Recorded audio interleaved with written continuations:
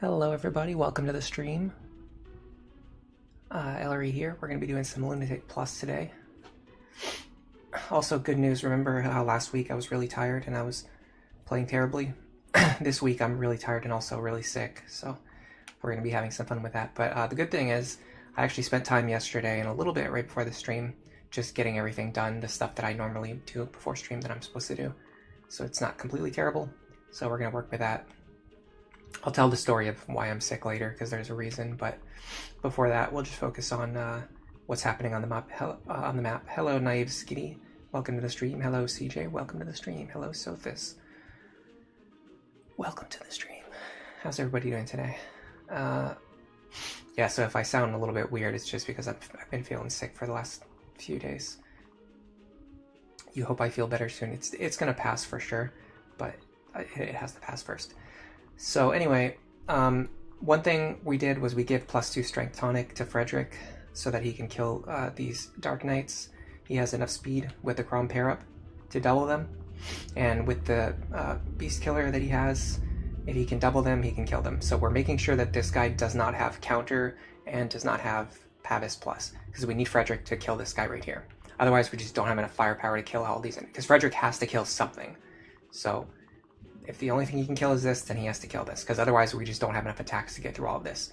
The other thing is, let's see, yeah, so honestly, Robin and like Morgan are like totally fine, to be honest. I made sure they had really strong tomes, like Elfunder tomes, and then Sari is holding some super powered tomes, like the Celica's Gale, Katarina's Bolt, and then same thing over here, we have another Celica's Gale here, just in case we need extra firepower, especially on turn 4, when we go for the Walhart kill. We're going to be killing him on turn 4. And we're going to try to get as much work done before then as possible. But what happened during the one test attempt where I succeeded is that I was like down here in the corner on turn 4 and I had to jump all the way across the map, which is totally possible because we have like 6 rescue staff users. So we're good on rescue. We can easily skip the map if we have to. It's just staying alive until turn 4 is actually pretty tough, because a lot of these guys are pretty tough. If this strategy ends up not going anywhere, I think I'm going to try something where we maybe take out these guys with Robin, and then like try to enemy phase these Great Knights or something. I'm not sure. The other thing I did is, where is Severa? So I gave a Strength Tonic, a Skill Tonic, a Speed Tonic, a Defense Tonic to Severa, and I had to give her the last Speed Wing in the Convoy. With this exact amount of speed, she can just barely double these guys up here.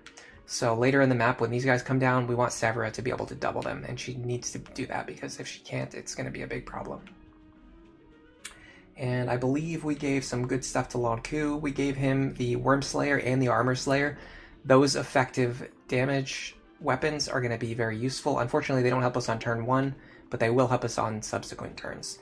On turn 1, we really want just Muriel to land critical hits, basically. And with that, I think I'm just going to get right into it, because you guys don't need to sit here and listen to me talk about what I'm planning to do. You can just see me do it.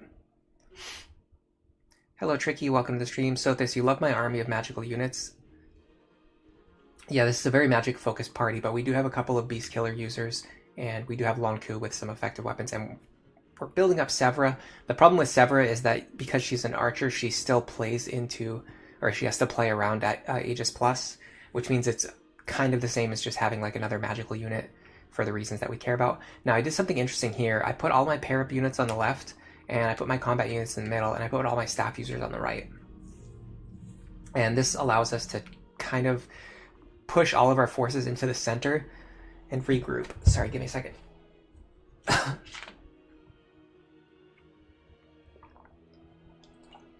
Good morning, Mr. Bushranger. How are you doing today? How's your video coming along? Sothis, you've been getting awful headaches, but outside of that, you're doing good. That's good. All right, so I'm just going to have Frederick and Crom go first so I can demonstrate what I need to do. So the weird thing is, Crom can't actually reach this guy. So what I have to do is I have to put Frederick here.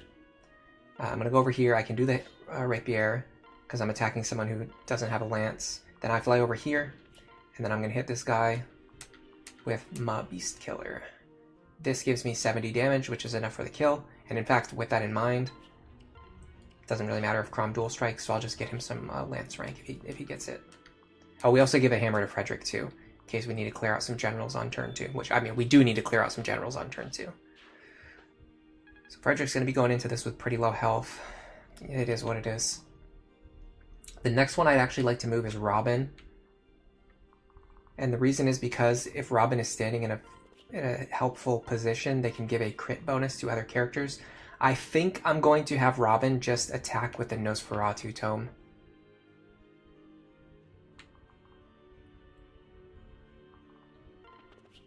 Because I want to have it equipped later, and I don't want to have to worry about figuring out how to re-equip it. Because this guy up here has counter. And when he runs over and attacks me, I don't want to deal too much damage to myself. So I'm just going to do this. That was a good crit. If we miss any of these kills, we can have Severa and Cordelia run over and help clean up the enemies.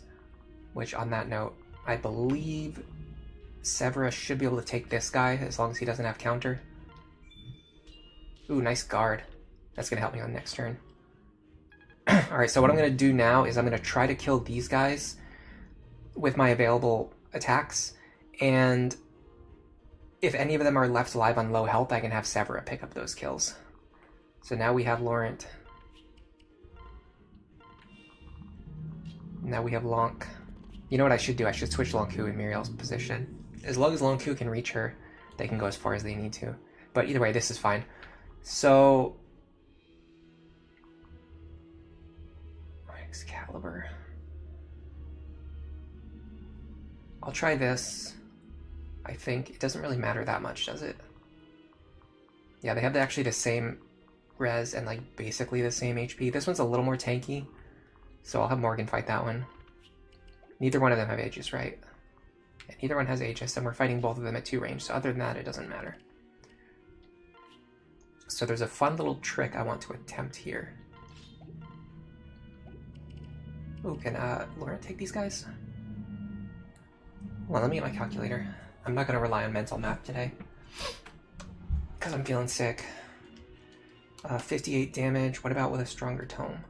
I'm not wasting a Celicus Gale on this, but he could almost get it, but not quite. I'm not going to bother passing my tomes around. I'll just have Morgan do it. Oops. But it is good to know that he could get these kills if he needs to. I think what I did last time, I had enough actions, I actually ended up unpairing these two, which helped a lot on the next turn, because they could act independently as needed. Alright, now we've just got this guy to worry about. So, because Robin is standing here, we have a pretty good chance to crit. Didn't get it.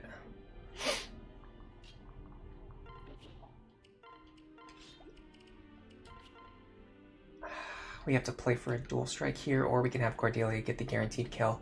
But if Cordelia does it... So, I know we haven't used Olivia yet. I want to use her for something else, is the problem. Yeah, I really wanted a crit, or just some kind of good luck there, some kind of fortune, but we did not get it, unfortunately. So what we could do is we could either have Severa go for a kill here, like this, with either a crit or a dual strike. The chances aren't really that great.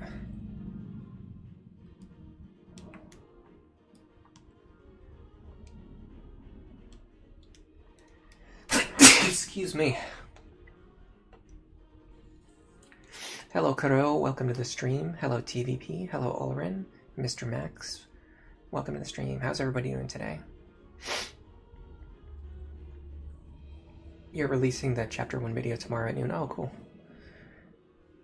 Kuro, you usually like to rush this chapter, so I know it's tough to deal with all the reinforcements, but what you can do, what I'm kind of showing off here, is you can fight enemies for the first 4 turns, and then just kill Walhart on turn 4 instead of killing him on turn 1. So you still get some of the experience. You won't get all of it, but you'll get some of it, which is better than getting none. Alright, you're playing Jerome's Paralog right now. It's been pretty horrifying. Your Magic Severa keeps dodging Severa magic levels. She's a really strong unit. She's got the best combined growths, I think, of any Generation 2 unit. I think there's someone who has like a higher total, like Na for sure has a higher total, but Zebras are distributed in a more useful way. But she's definitely not a magical unit, so if you're trying to use her as a magical unit, it's a little bit of a struggle. I kind of showed off in my Christmas Cavalier video. You can kind of just make anybody work. Excuse me. You can make anybody work, like in any role, but realistically,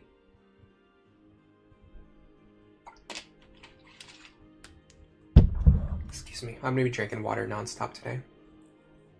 Realistically, you can make any character work in any Gen 2 character work with any mold.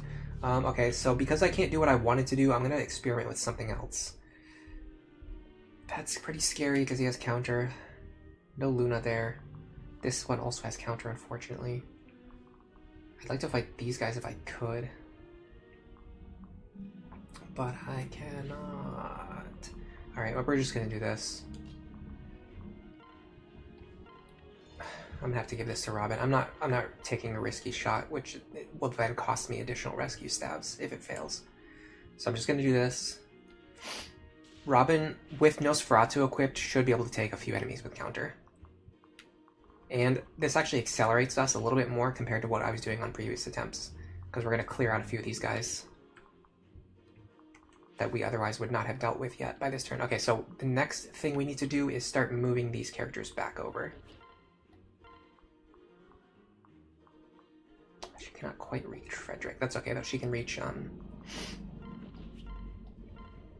So what I wanted to do was dance for Morgan and then have Morgan use a rescue staff. Instead, what we're going to do is we're just going to use Cordelia's rescue staff. I definitely want these two over here. I have to rescue 3 more characters. I have 4 rescue staffs. I have to rescue 3 more characters. And then I'd like to unpair these two if I can. I think I can do all of those things. So let's start with this. The only thing that concerns me is that I won't have space for it, but I think I'm okay. Let's grab this pair first. I'm a little worried about Frederick's HP total, but he doesn't necessarily need to fight anything next turn, or I can heal him next turn before he fights.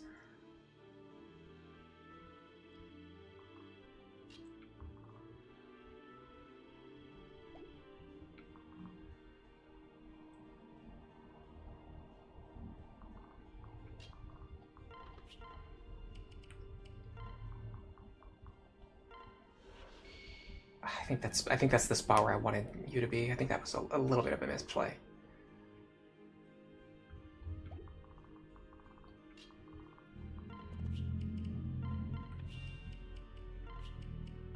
Oh, by the way, I just remembered something else I did. I actually put Rally Magic. I re-equipped Rally Magic onto Morgan so that I can Rally Magic for Robin on the boss kill turn if I need to. That's not the important one. The important one is going to be these next 2 fights, because we are about to deal crazy amounts of counter damage to ourselves, and we're only going to be healing off half of it. Ugh, it's disgusting. I think we might be in... Oh, that was a very clutch Vengeance proc. That Vengeance proc just saved us. Okay, now we're back on full health.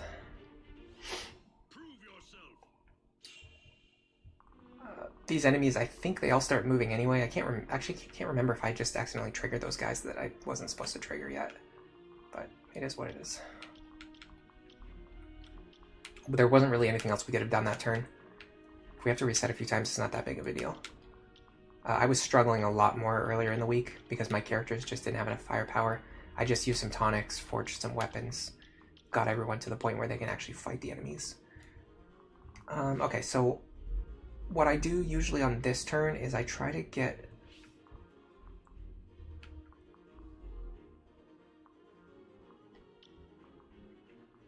try to clear as many enemies as I can. Where's Olivia? Oh god, Olivia's way in the back. What am I doing?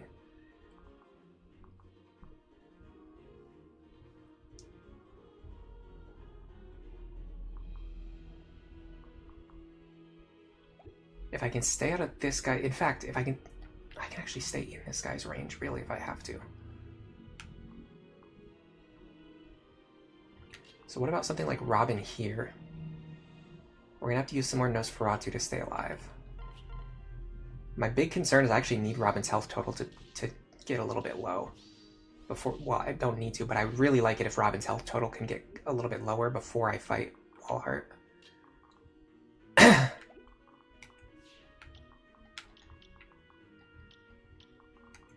If I can clear that guy, I'd be pretty happy.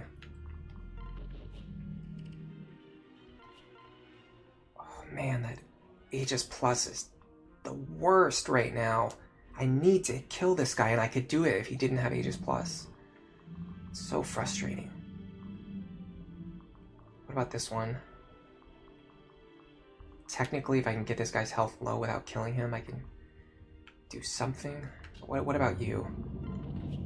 I mean, you could just do it yourself, but then the whole point is we need to get experience onto Severa. This is what I was talking about before, where like you just can't get experience onto her.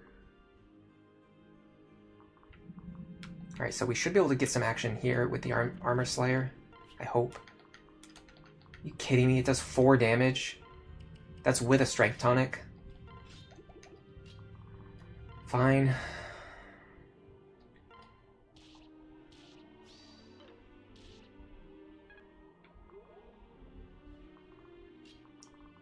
Again, I think this guy has just slightly too much health. Oh yeah, it's not even close, actually. Oh, it's because he had Rally Defense. Someone rallied defense for him. So he's way more tanky. Okay. That's valid. If we end our turn in range of this guy, it's not a big deal.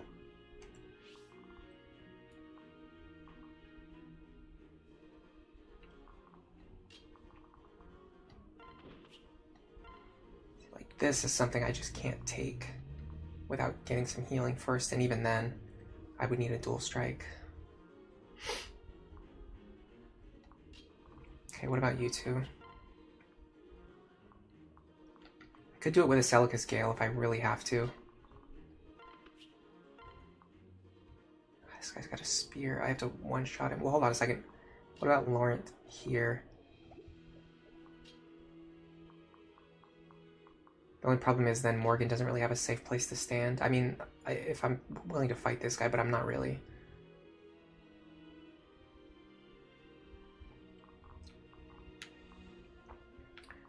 In the worst case scenario, also Anna can help out, but we kind of want her to rescue, so it's a little bit of a double-edged sword there.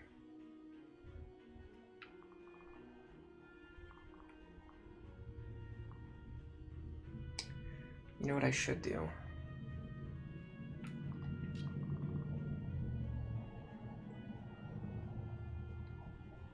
What if I pull Olivia over here? And then I dance for Muriel.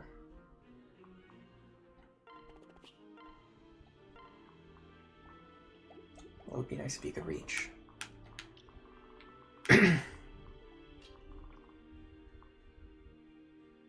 Is this fine?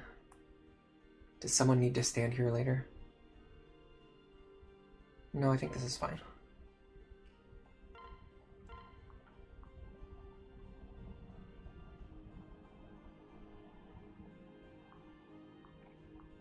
Almost grabbed the wrong person. I'm actually wondering if just dancing for Robin and for Laurent and Morgan would be better though, because they have more firepower.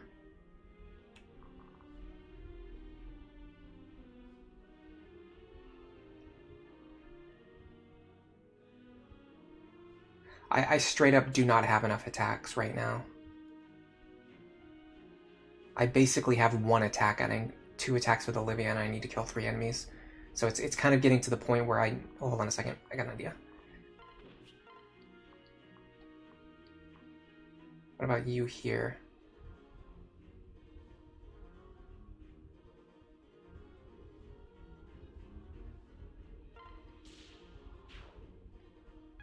gonna run out of rescue stabs. Or like my characters are trapped too far over to the left-hand side.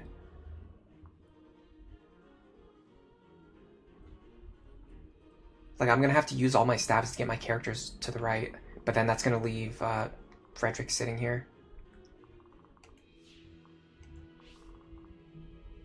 So I'm probably gonna have to dance for Muriel again anyway, just to pull somebody over. I kind of needed Laurent in this position too. Plus I have to find a way to get rid of this guy and then still have another attack left over.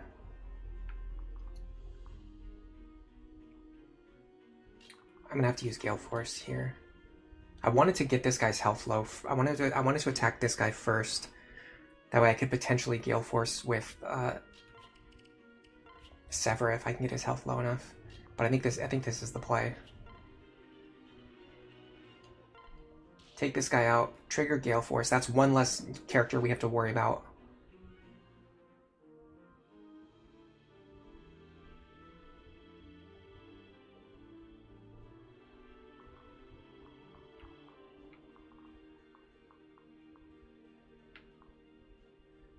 Oh boy.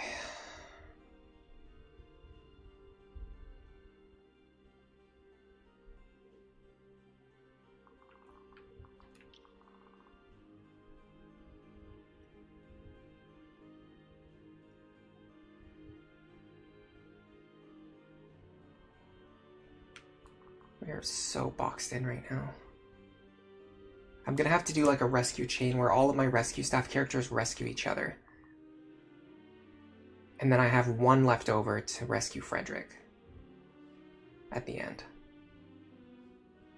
But the problem is one of those rescue staff users has to kill this guy right here. And she's going to take damage while she's doing it. So, okay, so can she take this attack and this attack? That's the question. 42 plus 55. Minus 24, minus 27. The answer is yes, she takes it. Okay, so that's the solution here. The solution is we just have to take this attack. I might have underestimated how tanky this guy is.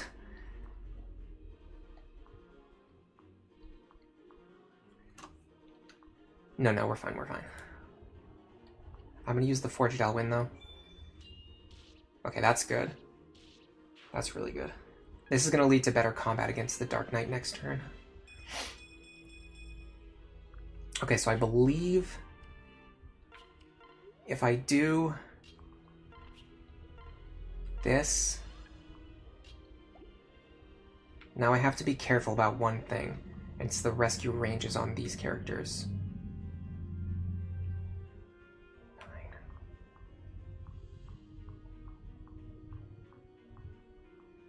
Yeah, I don't know how to get Liber into a position where he can actually rescue someone else.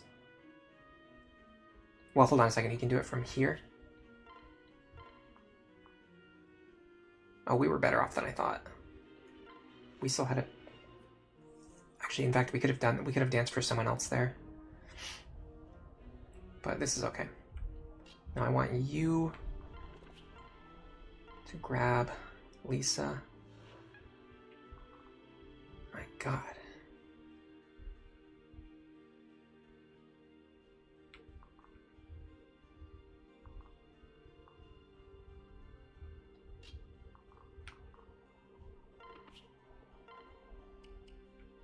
You're gonna grab Frederick.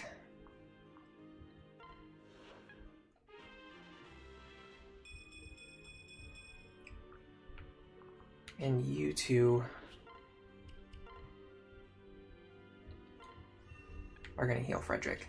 And I think we're okay. I think we somehow big-brained our way through that turn. I hope. We're gonna find out in a second. The most terrifying thing right now are these guys. Okay, I think that was the guy who had counter. If not, it's this guy. We're gonna find out. Okay, yeah, it was that guy. It was the other guy. If we just did 55 damage to ourselves, we'd be in a little bit of trouble here. Okay, that's good. That sets up a Gale Force kill. Man, these guys are way further forward than I remember them being on other attempts. Yeah, I think I did something wrong on turn... I think by attacking those guys in the middle on turn 1, I think I pulled the enemies too far forward. It is what it is. Maybe we can just have Robin, like, sweep everything here in the middle. Honestly, I can see it potentially being possible. Might have to do some calculator stuff. In fact, that's probably the first step.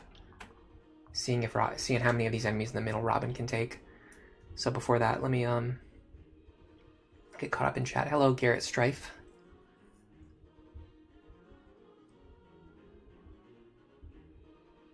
Yeah, I agree about the slippery slope argument, Mr. Bushranger. Excuse me.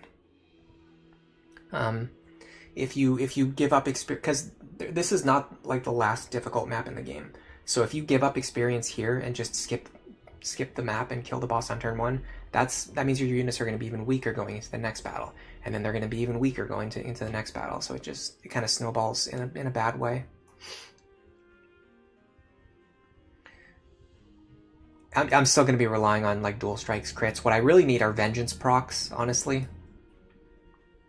I'm also running out of Nosferatu charges. This is bad. I'm pretty sure I put away my extra Nosferatu to him because I thought I wasn't gonna need it. And then I had to completely change my strategy.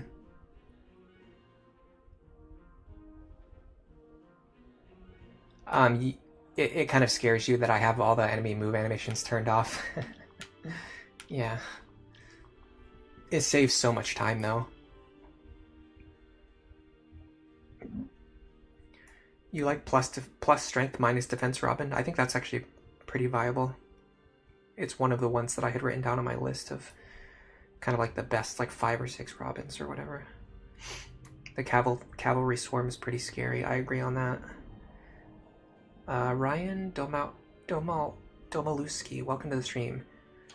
Muriel with 36 base speed as a Valkyrie is awesome. Oh yeah, she's really fast. She's got good speed, good magic. That's like all she has going for her. Yeah, the more Gale Force units you get, the easier Lunatic Plus gets. This is why somebody commented on this on one of the recent videos. They were asking about like how good is Gale Force actually, because a lot of people say now that it's overrated. I feel like at this point it's not even overrated anymore. It was definitely overrated like around the time when the game first came out, and people thought like you had to get Gale Force on every unit and that was like the most important thing, and everyone was treating it like this, you know, S++ tier skill. But it's still like an S tier skill. It's still like probably the best skill in the game. So overrated in the sense that it's not like the most dominant thing that every single character needs to have. But it's like being less good than that doesn't mean that it's bad. It's still one of the most powerful tools that you're ever going to have available. Especially in a situation like this where just getting one extra kill can make all the difference.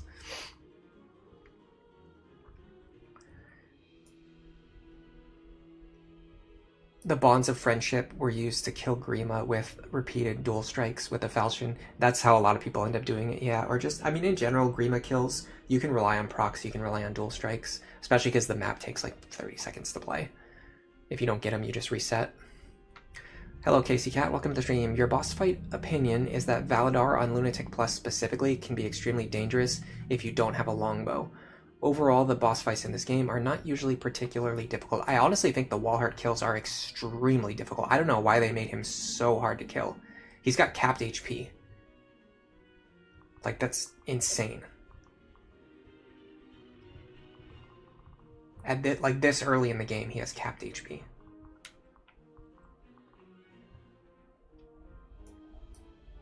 Yeah, the worst thing you can say about Gale Force is that it requires you to train a level 15 Dark Flyer. Alright, let's see how much damage we're in risk of taking here. 52, 49, 43, 42, 52, 51, 43. 54. 386 damage. Sounds like a lot. We've got 1, 2, 3 enemies with Luna, all physical side. So let's do that first. 19, 19, 19. Then we have 1, 2, 3, 4, 5 enemies without Luna. Only one of them is magic. 1, 2, 3, 4, 5. We're looking at 142 damage. So we would have to use Nosferatu, but also we're going to remove some of these enemies. If we can remove the ones with Luna, which we can definitely get rid of him.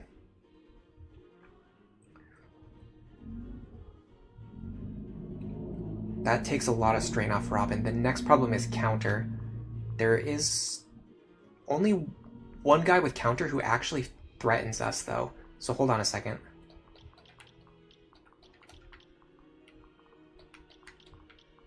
Yeah, okay. I have an idea here. If Robin takes out this guy...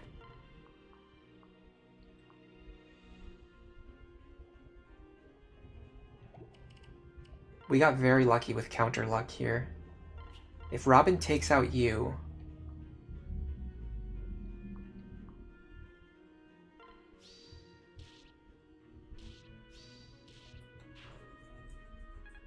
I can sweep everything here pretty safely. I don't even need Nosferatu, especially because I'm going to be getting rid of the guys who have Luna Plus.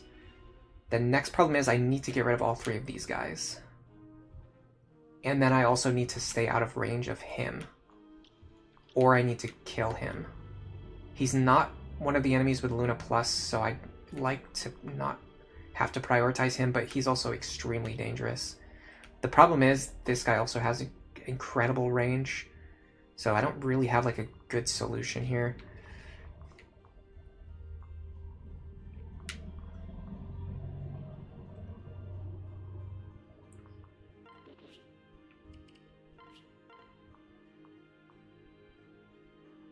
I can kill this guy, guaranteed. Well, not guaranteed, but pretty reliably.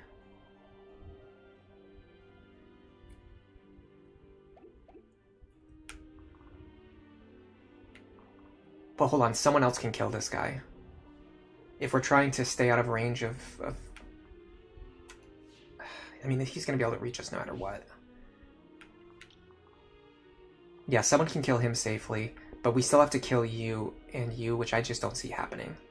Well, hold on a second. No, actually, it's just you.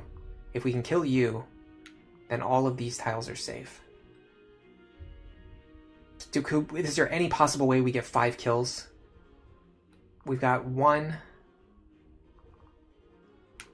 2, 3, 4 attacks, and then support from Cordelia.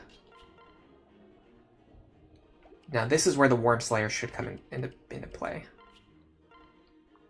Yes, because these guys don't have as ridiculous defense. They're actually reasonably fightable. Can Frederick take you? Not even remotely close. Okay, this guy's gonna be a problem because of Aegis Plus. Every single method we have to kill him effectively doesn't work. Could use the Levin Sword.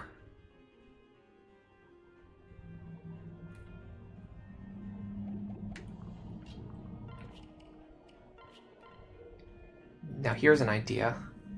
Levin Sword here, and then we play for a dual strike with you.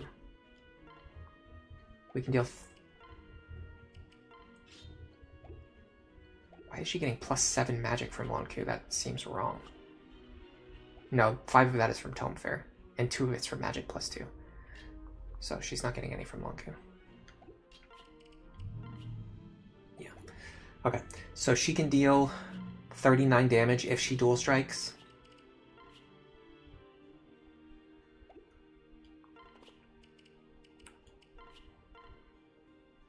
Lonku cannot take this hit though, so we have to do it at 2 range.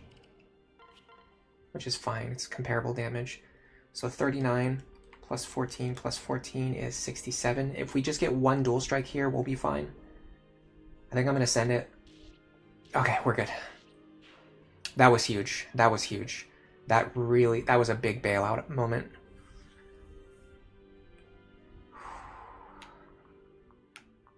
Do we think she can take him? I think so. So the next step would be something like this. I just hate that my accuracy is so bad.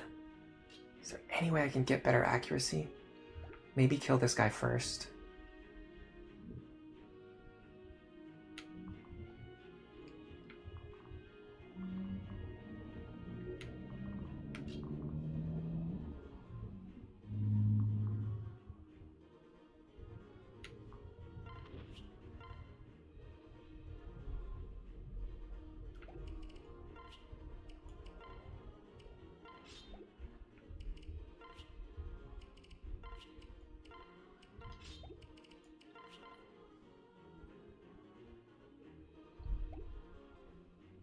This will give Severa an accuracy boost. And we have enough damage to get that kill even without Luna Plus. So Severa goes here. We get the boost from Charm, I think. Underdog Bow doesn't have enough damage, so we need this Steel Bow. Again, we just have to send it and just hope for the best. Okay, that actually Dual Strike didn't even matter.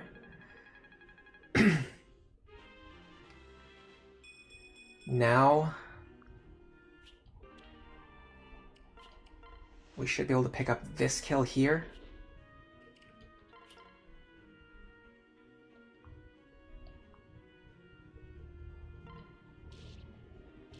Nicely done. That's another Gale Force proc.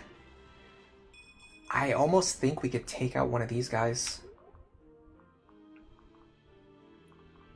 But let's wait and do something else first, because we're going to be highly limited on our rescue stabs.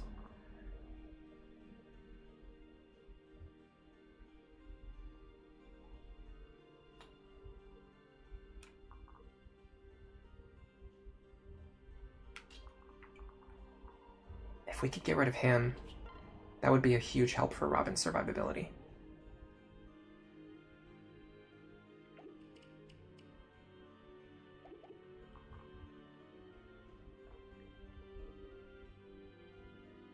Let's first take assessment of what we need to do, like, necessarily. Like, what do we need to do?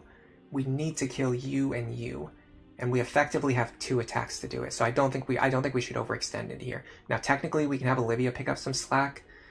The problem is she's standing in a very bad position, because this is the only spot that Morgan can attack safely from. So I have to move Olivia before I move Morgan, but if I move Olivia before I move Morgan, then I can't dance for Morgan. So that doesn't really help me.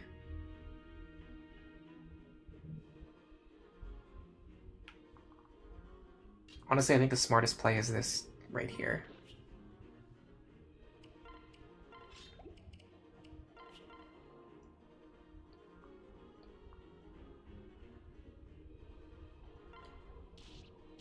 Go for accuracy this time because I don't need to get the kill.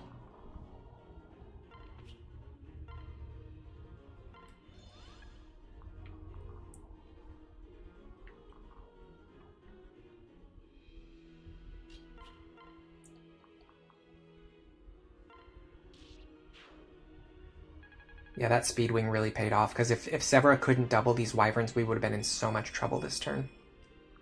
Alright, now we have to get rid of this guy and then start rescuing our characters to safety.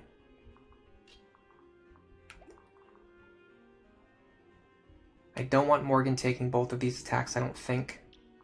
Do I? 42 plus 49.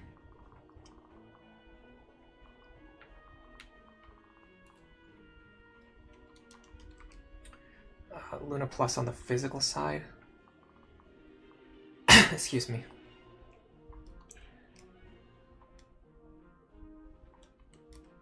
We take 45 damage. We actually survive.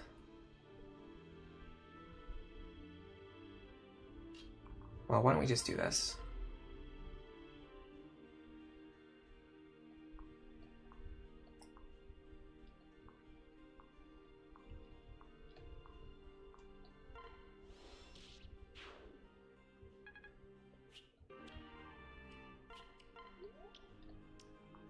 Okay.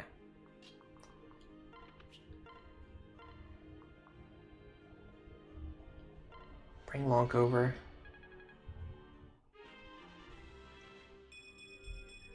Bring Lonzu over here. You grab Frederick.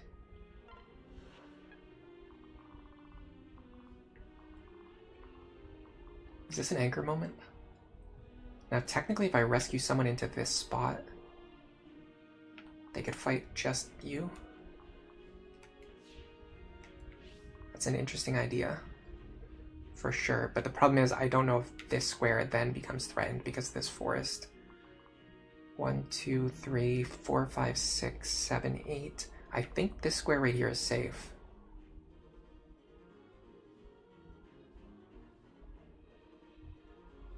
So I could rescue Morgan into this spot. I'm not going to mess around, though, because I have to unpair Muriel. So that's one action right there, and then the other action I need to do a rescue. Okay, so Robin should be fine here.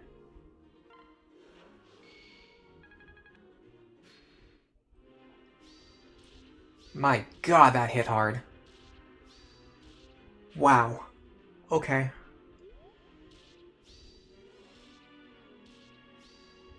At any time, if you would like to dual guard, I would be in support of that decision.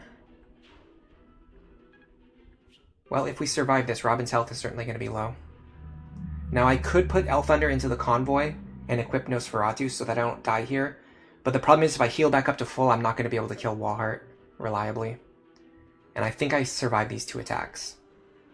Oh my god, really? Not one attack? You didn't dodge or guard a single attack? There you go. A clutch moment. Oh, that could have been bad. I mean, we had Tomebreaker. Yeah, that guy had like a 17% chance to hit us, minus the dual guard chance. So even without the dual guard, I think we were fine there. The tricky part now is getting up to freaking Walhart. Because we can't stay on this map for one more turn. There's going to be reinforcements that are going to spawn from here, and they attack all the way down to like here. So there's no, like, if we don't end the map this turn, we're going to be even further away next turn. So we just have to do what we can do right now. I'm going to pick up any kills that I can. Of course, these two both have counter. That's just a foregone conclusion. Should be able to hammer you.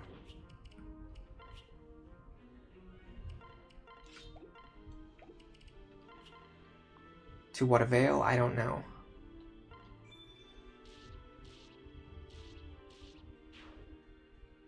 Just some free chip experience for Frederick, I suppose. So we're going to be rescue chaining like crazy to get across the map. We might need to use every single character's action here. I also just realized Robin's health might actually be a little bit too low. Because if Walhart hits me, I'm going to die. So let me see. 58. He can attack at 2 range, right?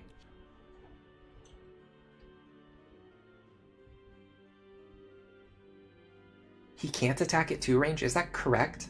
That seems so wrong. I feel like he always fights me at 2 range. Am I missing something here? Tricky says that was clutch. It was pretty clutch, but like I said, the guy had like a 1% chance to kill me there. And that was only because every single other attack hit me first.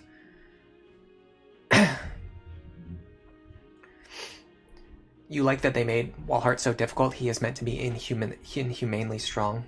It's definitely true. It's very this game has very good gameplay story integration. Yeah, TVP. The reason I don't want Nosferatu on Robin is because I need Vengeance to deal damage to Walhart here. I feel like I'm missing something. I feel like I know I fought him at 2 range before, but his weapon says 1 range. And he doesn't have any skill that lets him fight at 2 range. Someone in chat just let me know if I'm just bugging out here.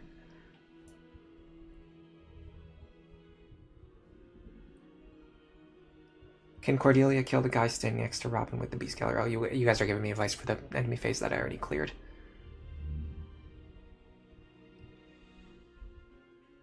Kuro, what are the most optimal forges? So early on, like max forged E rank weapons can be nice because you can't.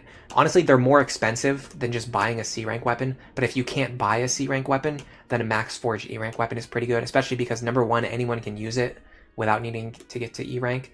Number 2, it has a ton of charges, so it's going to last you for like half of the game. And number 3, it has really good accuracy. So it takes a very long time for a max forged E rank weapon to fall off. The best thing, in my opinion, to forge are weapons that have effective damage, because you basically get triple the value for every point of might that you forge onto them. And then as you approach the end of the game, max forged silver weapons and max forged, well, not, they don't even have to be max forged, but forged silver weapons and forged brave weapons are the most cost efficient in terms of like giving you a ton of extra firepower to actually kill things. But if you can kill enemies without forged silver weapons and without forged brave weapons, then you don't need to forge them, just use the regular ones.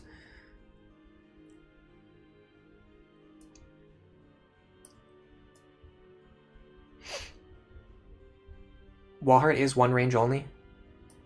He uses his axe in the next chapter, which is 2 range. That might be what I'm thinking of. Yeah. Oh, I'm going to tell you guys why I'm sick now, by the way. It's a sad... Well, it's not really a sad story. I guess it's a little bit sad. 2 nights ago, we had ravioli for dinner, which I love. It's one of my favorite foods, but I've had lactose intolerance for a very long time now. I've just kind of been living with it, so I don't really eat a lot of my favorite foods as much anymore.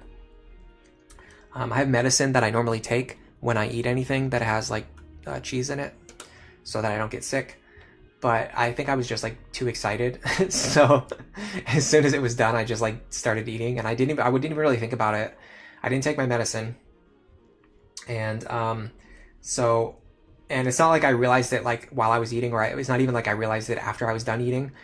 I realized it, like, in the middle of the night when I woke up and I was sick. So, and it's like, it's so bad. Like, my lactose intolerance is so bad that I was sick for 2 days after that. Which is now today, I'm still sick. So, it is what it is.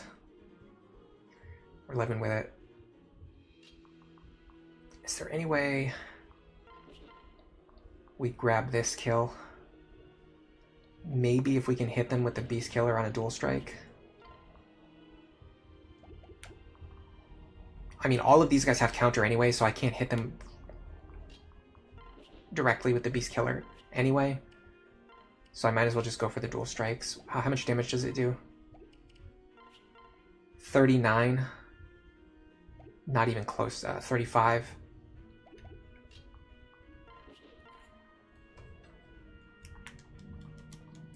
That's 57 total. That's not enough. What about with the Forged Beast Killer?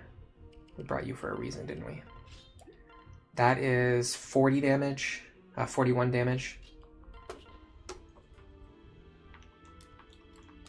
That is 63. That's still not even enough. Absolutely wild. The world that we live in today. Okay. Well, could potentially do something like this. Nope, Lanku cannot take it. Alright, let's just get our rescue chain going.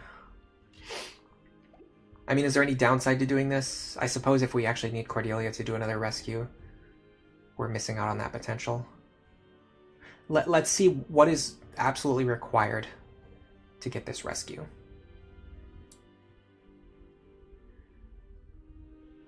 Maribel rescues Muriel. Muriel rescues Lisa. Lisa rescues Robin. That should get us up there, I'm pretty sure. Don't do it.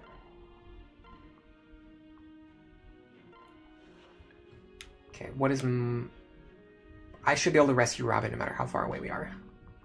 So the question is, can we rescue Lisa? Yeah, we can reach her. Alright, what has Robin got right now? Because we might need to run over here and rally magic for Robin. So Robin has 61 attack. Well, hold on a second. I'm probably going to be using the Celica's Gale, to be completely honest. So worst case scenario, if we have to use the Celica's Gale, it has 4 attack.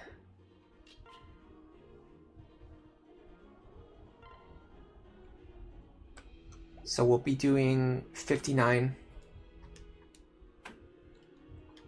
per attack. Minus 29, that's 30 damage. Cut that in half, that's 15. With the Celica's Gale, we'll deal 60 damage. And a single Vengeance proc will deal a quarter of our missing HP, which is 19 damage. So that would be 79. If I don't rally magic, I have to get 2 Vengeance procs. If I do rally magic, I only need to get 1 Vengeance proc. I think I'm going to rally magic. I think it's worth it. Let me make sure we can actually rescue Robin up here safely. Answer is yes, no problem. And then from here, Robin can go 1, 2, 3, 4, 5, and then kill Mr. Walhart. I think we're okay. That means we can kind of just use our remaining actions to do whatever. So I'm going to start with this.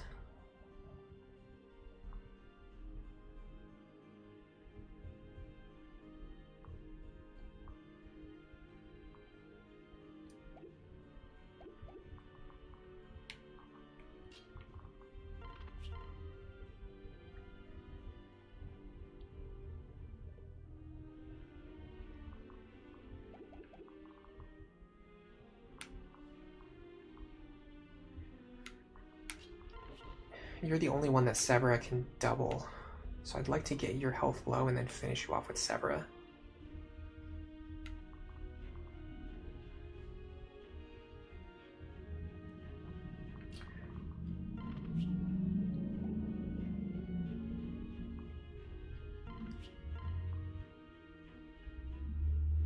Can Lord get this kill? Yes. Let's give it to him. Now, if we dance for you,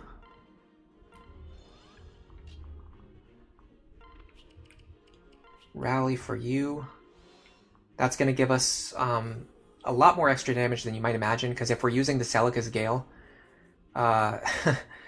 we're gaining plus, what is it, plus 4 attack on every hit, or plus 2 attack on every hit. So that's an extra 8 damage right there, just from a single rally action. Okay, so next I want to lower your health.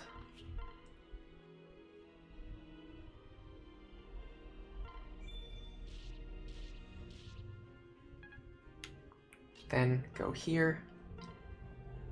Now I do need a, probably just a Silver Lance Dual Strike would actually do it now because the health is low enough.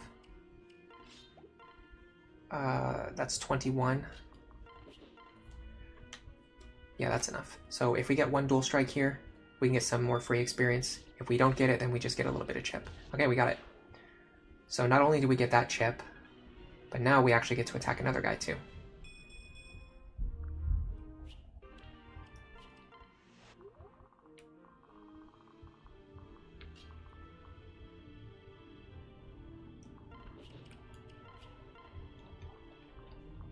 The Forged Beast Killer can do 44.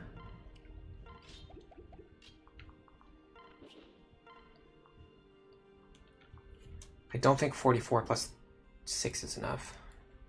No. So we won't get the kill no matter what.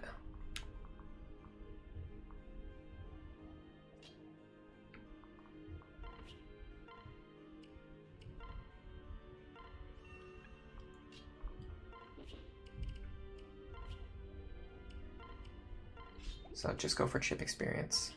Wait, do we have rally speed? It doesn't matter.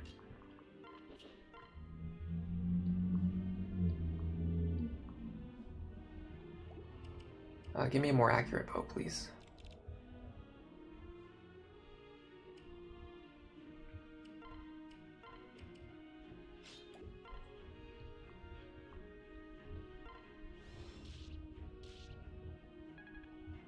Okay. Lonk has nothing to do. This is pretty much guaranteed. The only way we don't get this kill here is if we miss 4 Vengeance procs in a row.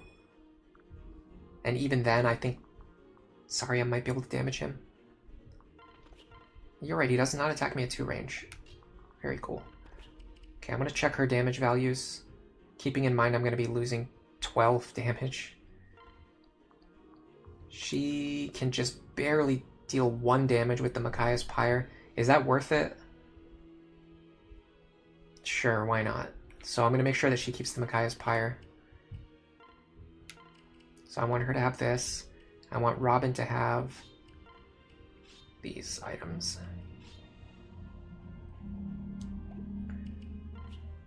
So we can deal 1 damage on dual strikes, 3 on a crit. Okay, so here's the question. Can we do it without the Celica's Gale? The Katarina's Bolt.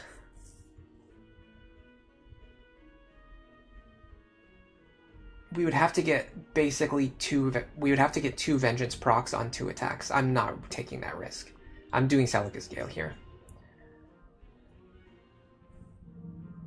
This is the most consistent way to do it. This is 16 times 4. This is 64 damage. And then a single Vengeance proc is 19, which would put it to 83.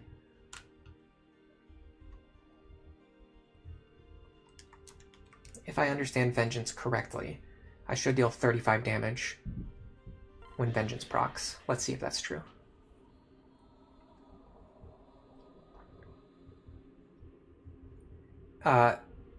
Naive Skitty.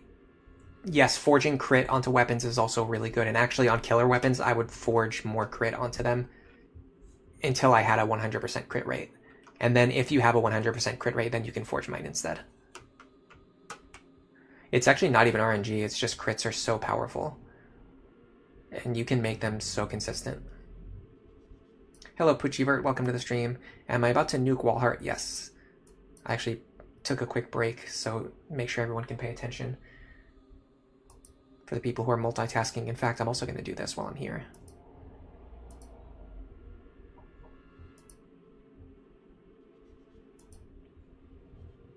Give out some membership gifts. Hello Galaxy Studios, welcome to the stream. Kuro got a membership. Dairagas got a membership. Suta got a membership. KHM, welcome to the membership. And Lexion, welcome to the membership. Hope you guys enjoy it. There's actually basically nothing to see over there, but it is what it is.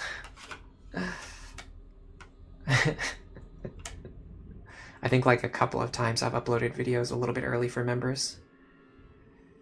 You can get like 40 to 60 crit later on with killer weapons. Oh man, yeah, you can get way higher than that, even without killer weapons. You can get like 40 to 60 crit without killer weapons. And then if you add killer bonus on top of that, it's like a pretty reasonable like 70 to 80% crit rate. Like it's not even hard to do that if you just build for it.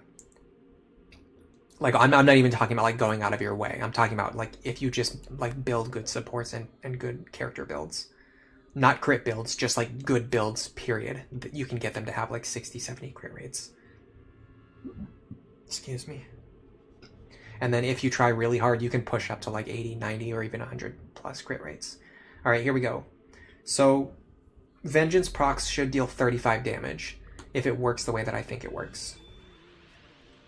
Okay, that's first Vengeance, so the kill is already guaranteed now.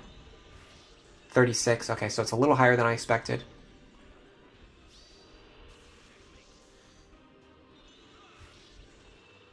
Two Vengeance procs, we're good to go. There's the lag. Alright, that was brutal, but we got through it somehow. Soul, pretty useless.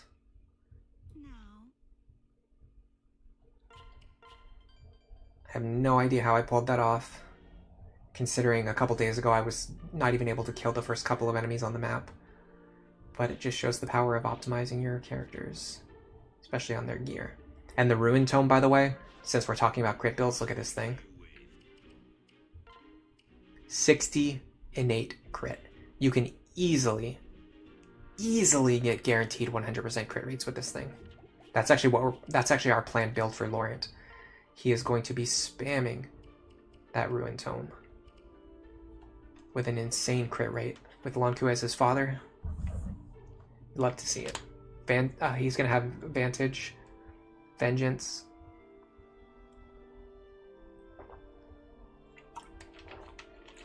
By the way, I think his partner has both Hex and Anathema too.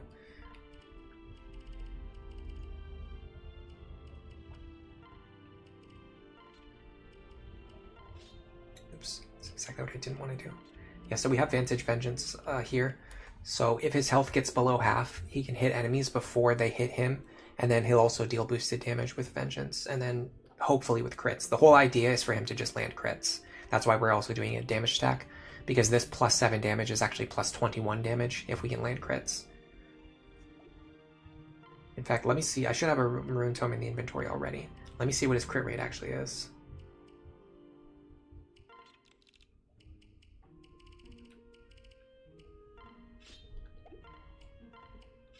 So he's got 63 crit with his Ruin Tome.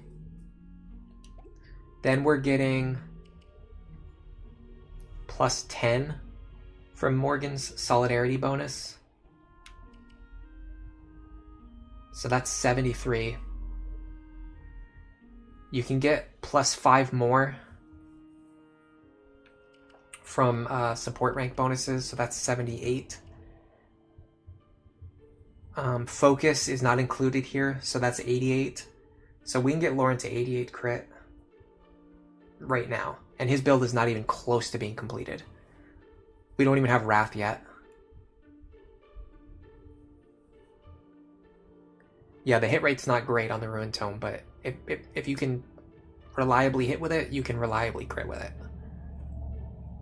Yeah, forging for accuracy is pretty pointless. I don't think it's ever worth it to forge for accuracy. I can't even think of any time I would ever do it.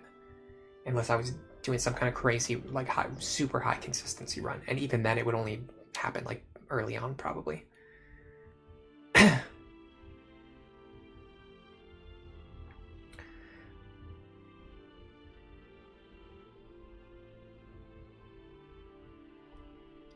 Oh yeah, we can actually get plus 10 from our support bonus, so that would be 93. So we can get to 93 crit, and we don't even have all of our best crit skills yet. The miniature lance has 35 base crit too.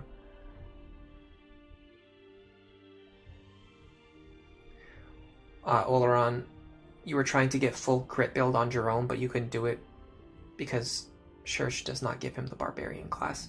Yeah, he needs to get Barbarian from Vake or...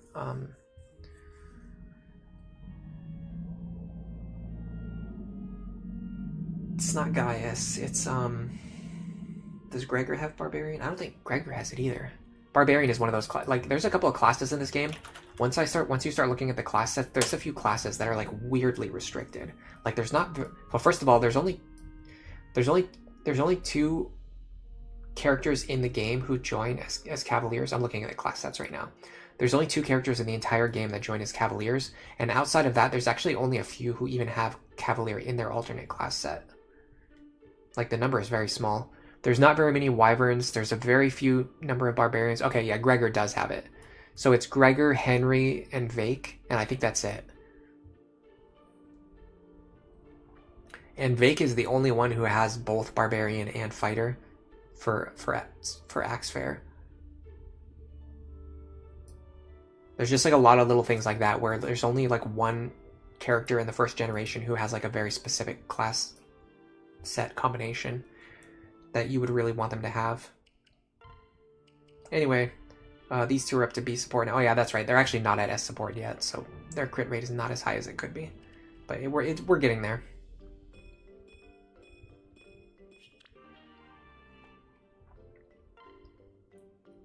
You know what, after everything that I just said, I could actually see an argument for forging accuracy onto the Ruin Tome.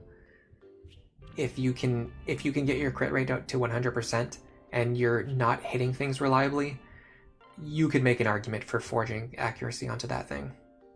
in order to hit enemies reliably.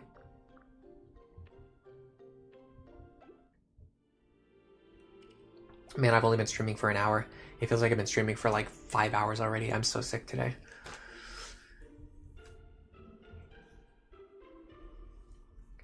Yeah, Ruin Tome, Wrath, Concentration, Anathema, and an S support is 115 crit already, and that's even before factoring in the character's skill. And the skill that they get from their para partner.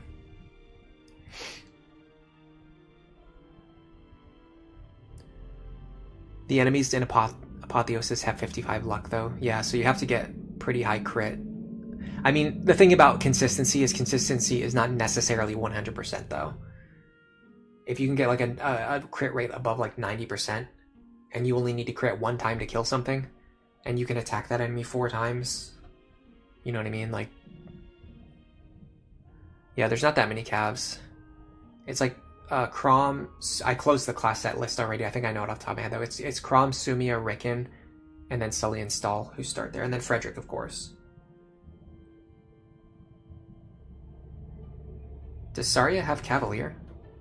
No, she has Archer and Knight. I think you're crazy. I don't have a second seal on the convoy to check it, but I'm pretty sure she has Archer and Knight. She does not have Cavalier. Does anyone else ever reclass her out of Sorcerer or Dark Knight? It's a little bit tough. I don't think she does great in Archer. I think she does okay in Knight, but not great in Knight. It pretty much only works if you're playing to purely use her as a support character, which is actually what we ended up doing here. But the thing is, we actually wanted magic and movement and defense, which is what Dark Knight gives. Switching to Knight would have been a downgrade because then she would basically only be giving defense and strength, which we don't care about strength. So it's pretty tough. If she's paired up with like a physical character though, she doesn't really have any great ways of boosting speed for her partner. So if you're pairing her up with a physical character anyway, then you can make the argument for going into like Knight or Sniper, since the only downside of those classes as supports is that they don't give speed, but she can't give speed in any of her classes, so it doesn't really matter for her.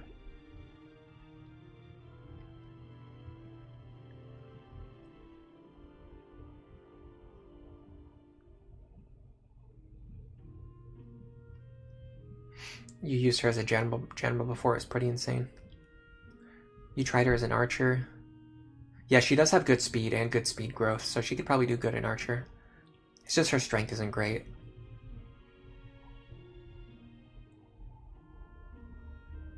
Yeah, I do that sometimes too. Like if a character, if I've reclassed a character into Great Knight before, it makes me think that they have Cavalier even if they don't.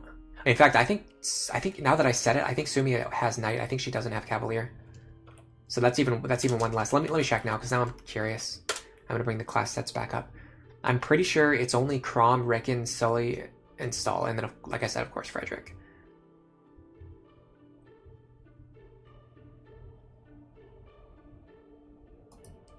What does Sumia have?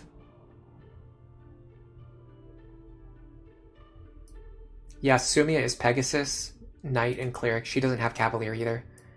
So the only ones who have it... Give me a second.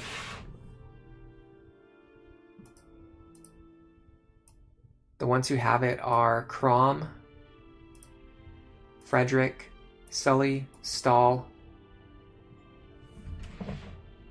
Rickon, and that's it. There's only 4 Cavaliers in the game, which is weird because I think you, especially in older games, I think Cavalier was usually like one of the most common classes. I think usually you get spammed with Cavaliers, don't you? Archer and Dark Mage have good synergy. On skills, you mean?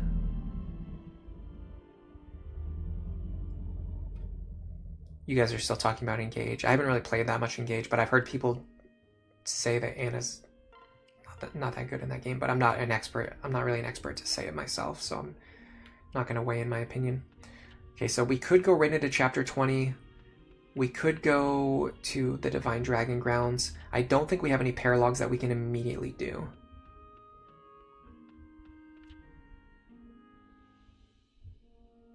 If we did one, it would maybe be this, but I have to check to see what my...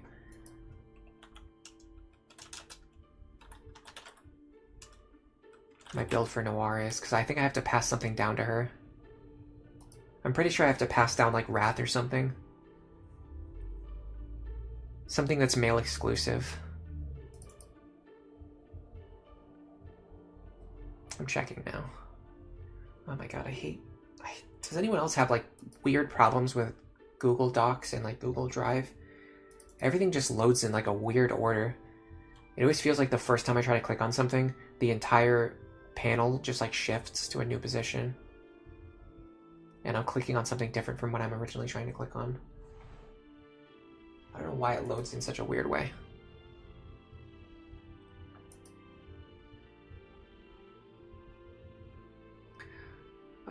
Yeah, I need to pass down Gamble.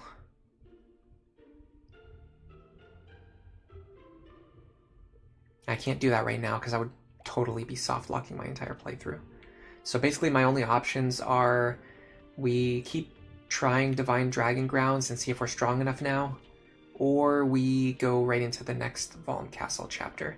But this one's going to be even harder than the last one. And I mean, it's harder in some ways. It's easier than others. The reinforcements are way less scary. We're definitely not getting Inigo anytime soon.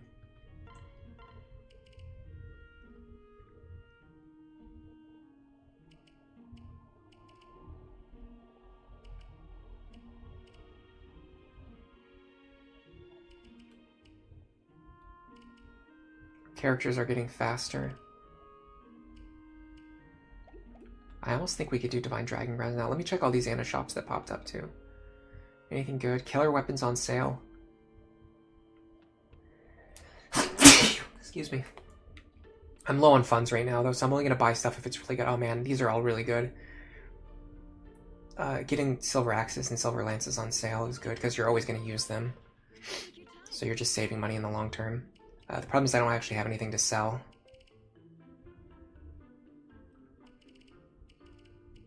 Yeah, as good as that would be, I just don't really see a way that I can afford it unless I sell a goddess, which actually goddess stuff isn't worth anything.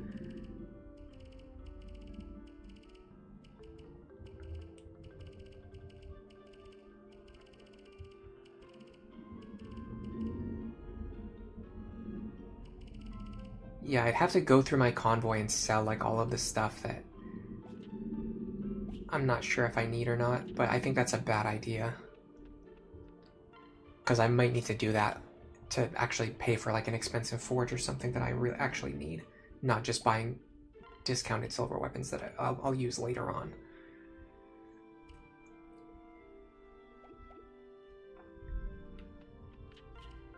I'm pretty sure this is the right play here, because this is going to allow us to power up Severin and Laurent if we can do it correctly.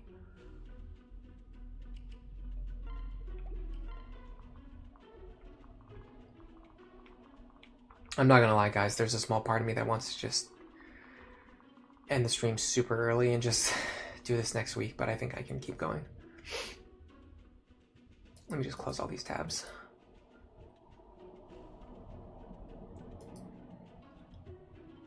Yeah, the main thing holding Anna back is her lack of supports.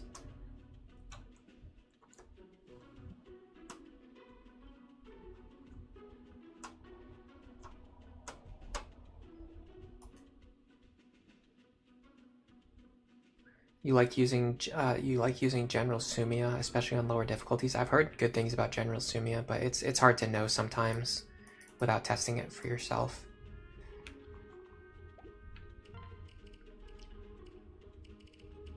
All right.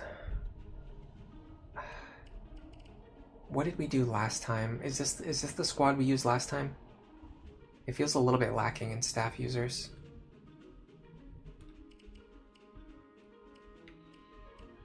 But I don't see any way that I could drop any of the characters that are currently fielded.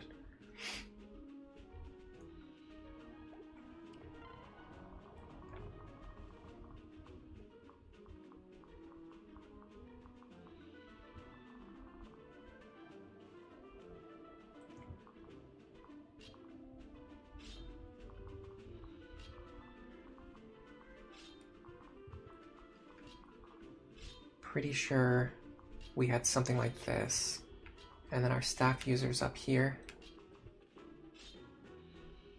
And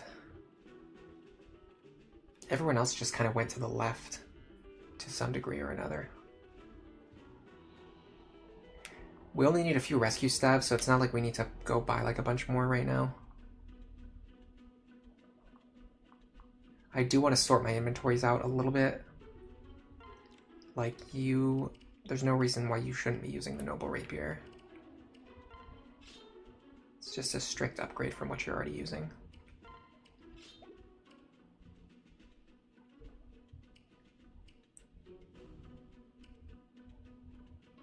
I think like 3 or 4 rescue stabs on everyone should be enough. I'm not going to need the Worm Slayer or the Armor Slayer anymore. I can replace it with... Honestly, I could definitely use one of these Ericus Blades at this point. I've got enough of them. Same with this Amatsu as well.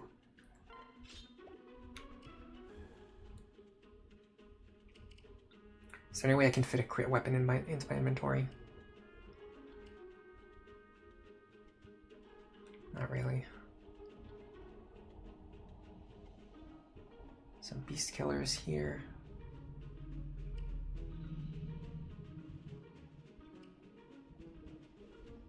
For this pair, I actually would prefer if I can get some healing for them. Backup healing items just in case. Even that, I don't know, because we're gonna have to be doing player face kills basically every single turn.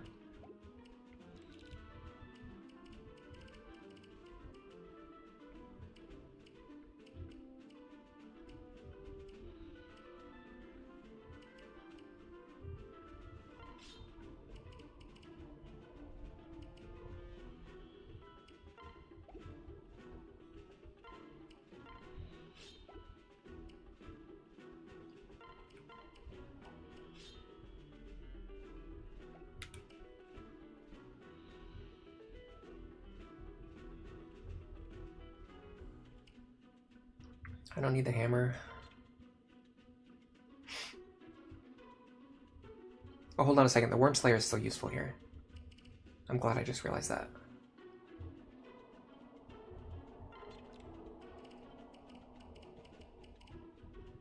Might not end up mattering, but it might. Yeah, healing items, consumables are not going to be useful here because we're going to have to be doing player face kills every single turn. So we really want to be stocking our inventory with weapons that give us the versatility that we need to secure those kills.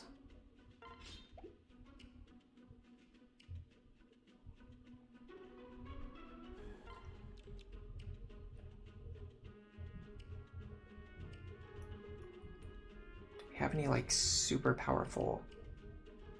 Honestly, killer axe maybe, or a short axe. You need tome rank. I don't know what you're doing. Your tome rank is insane at this point in the game. Because I have to rescue every single turn, I just never have time.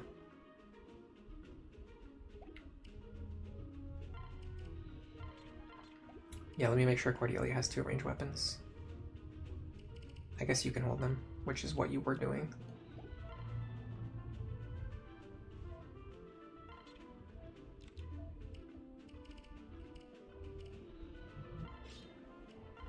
And then, what is my best bow right now? Oh, I wish I could get that thing. Killer bow, maybe. It has some merit here.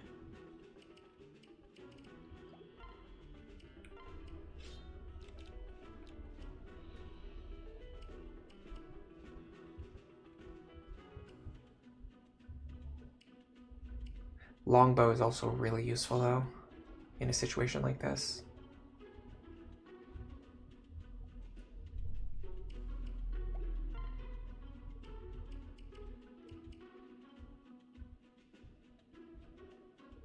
I think this is the best we can hope for.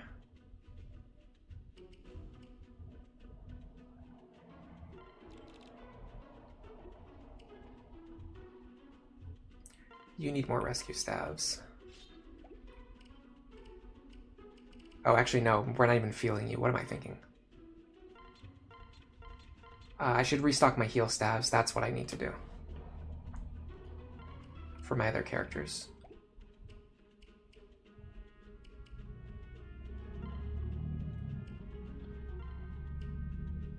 I wish I could get another physic, but I'm pretty sure you can't buy them, right?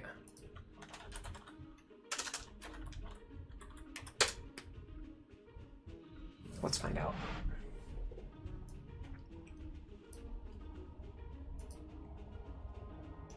I'm pretty sure we looked it up last stream too, and I already forgot.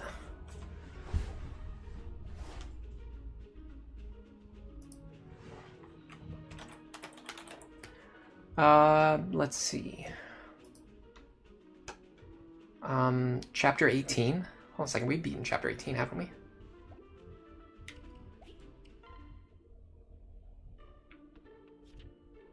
Oh, we just got it. Oh no, we didn't. We actually got it a couple chapters ago. That's huge.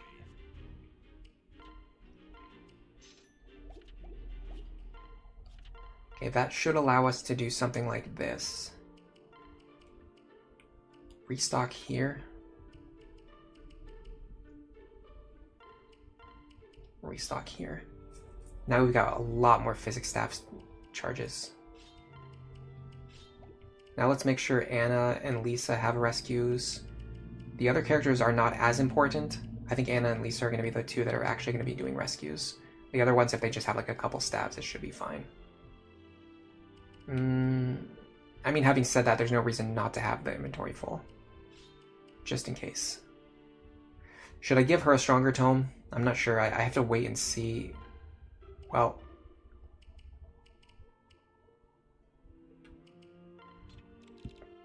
What option does she have? Excuse me. Arcwind here, maybe? And then who has the Celica Gale? Actually, nobody has it right now. I think I want her to have one.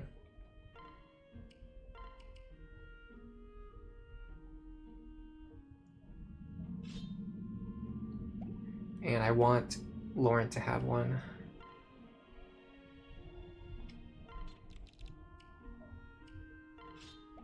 Those are for emergency use only.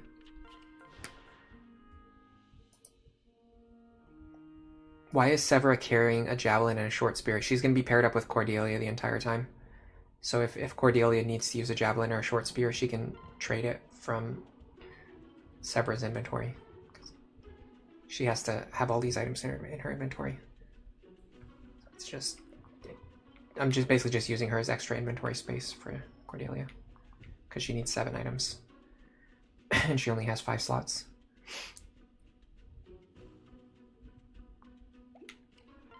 I gotta run to the bathroom real quick. I'll be right back. And then we're gonna see about potentially somehow finding a way to beat this chapter.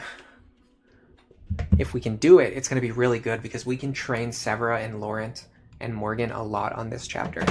And that is gonna help us so much for the rest of the playthrough because these 3 characters can really help carry our late game, but we have to finish training them and we just haven't quite finished it. I would say Morgan's pretty much done. Laurent is pretty close to done. Severa needs a lot of work. I'll be right back though.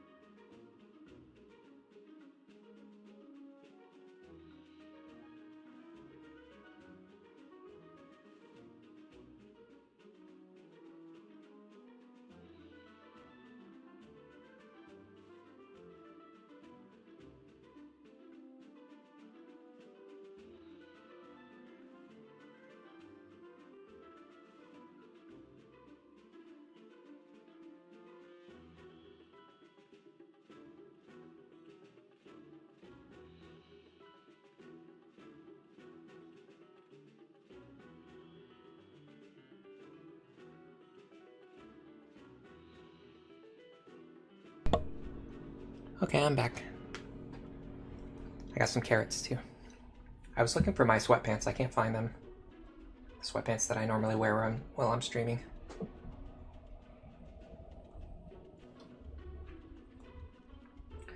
I think Millie might have stole them.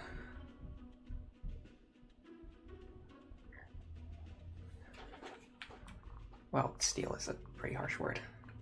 I think she might have taken them when she left earlier. You wonder if the intention with Lunatic Plus was to make people buy the DLC that you could farm experience and gold. I used to think that too, but now that I've played Lunatic Plus a lot, I have to say there's a lot of things that just kind of work out. If you understand the game at the highest possible level, there are a lot of things that work very well in Lunatic Plus, and it leads me to believe that the game was intentionally designed to be balanced around Lunatic Plus mode. It's just way too coincidental.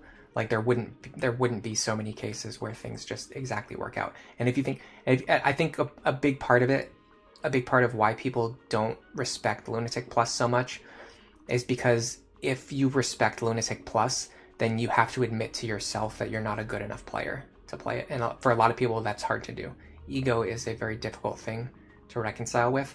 And it's much easier to say Lunatic Plus is unfair or Lunatic Plus is unplayable than it is to say I'm not good enough to play Lunatic Plus. It's very hard to admit that to yourself. So it's not even an active decision, but like even subconsciously, people will just reject the idea that that's balanced properly. But if you think about it, it is the hardest difficulty mode in the game.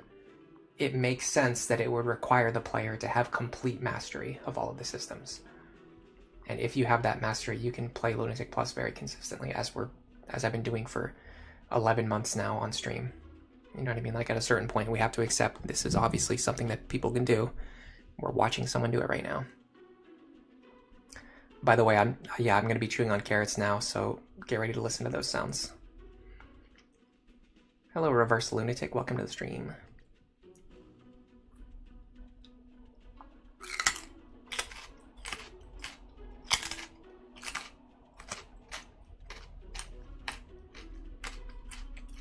Can Lawrence support with Noir? Of course he can.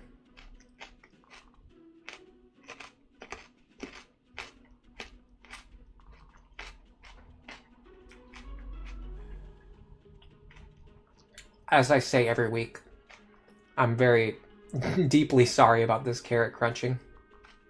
I don't know what's wrong with me.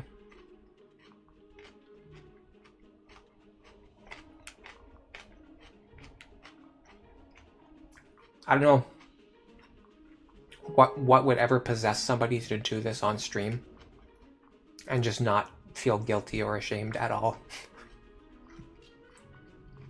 There's just something clearly wrong with me.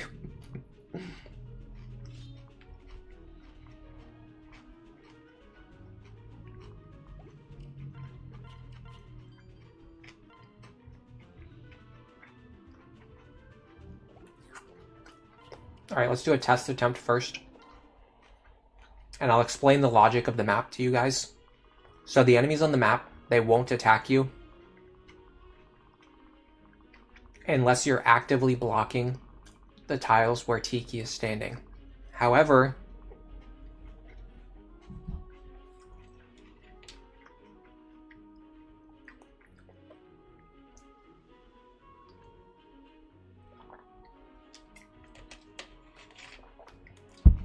because of what I'm pretty sure is a glitch,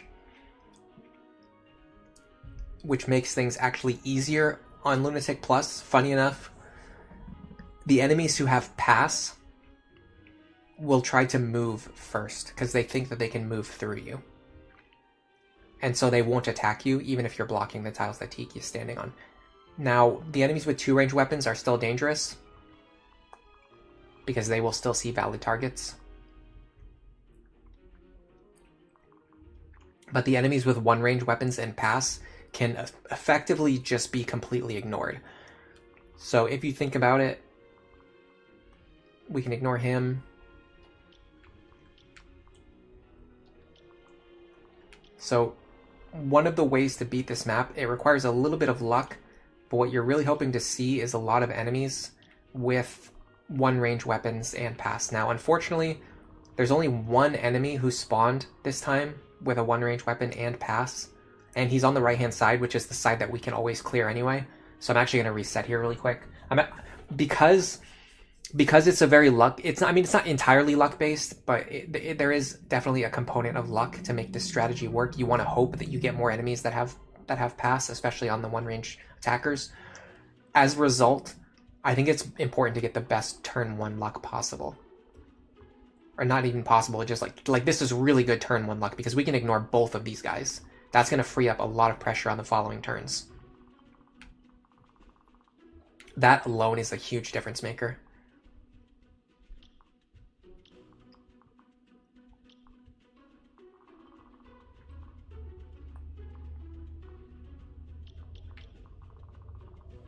Yeah, I'm happy with this opening. I'm pretty sure it's going to deselect all of them, by the way. Yeah, I hate when it does that. It deselects all of the enemies. So anyway, the other thing you can do is rescue Tiki, like up here.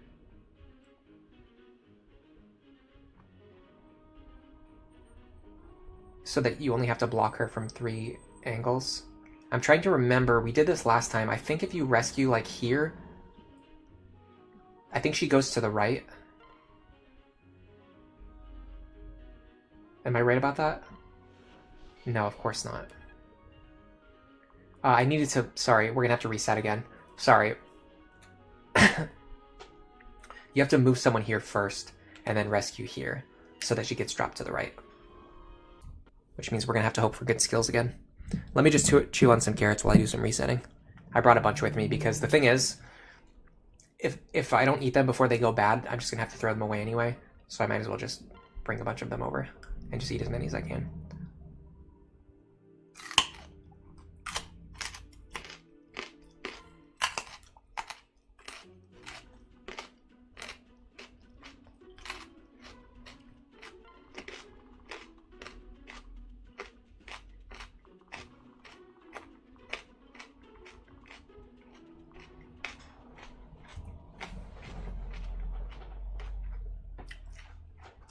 We got so lucky with the enemy skills on that last attempt. And then I just screwed the whole thing up.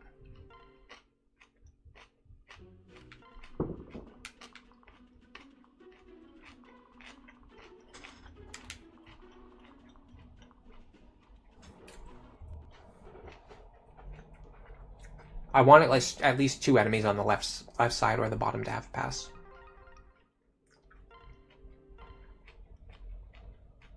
Specifically 2 out of these 4 one-range attackers.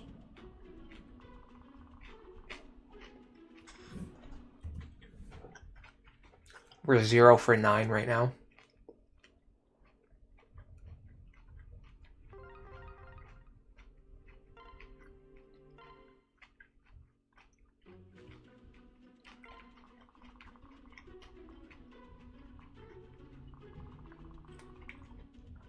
Yeah, the resource restriction at the resource management at the beginning is the hardest part.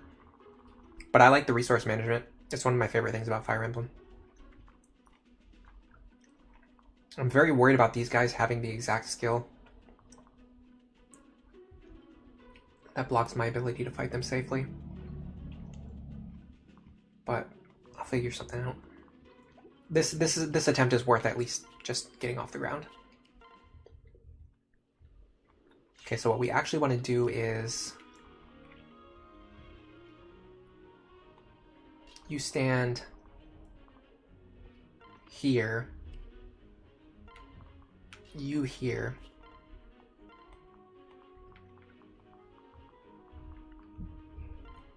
yes. Because Tiki has a wall next to her now, we only have to block her from 3 angles, which is going to lower our burden a little bit.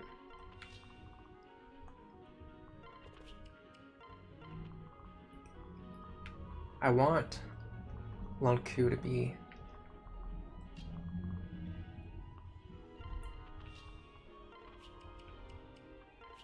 on this forest tile.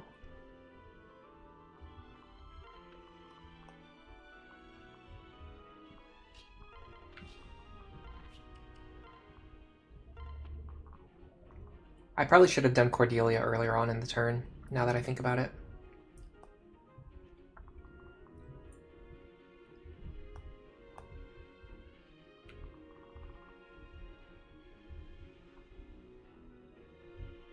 Because I'm going to have to rely on some serious luck here.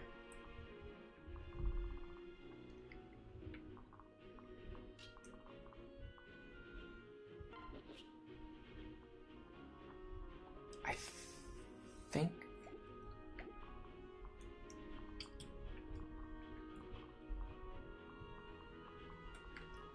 yeah, Frederick here.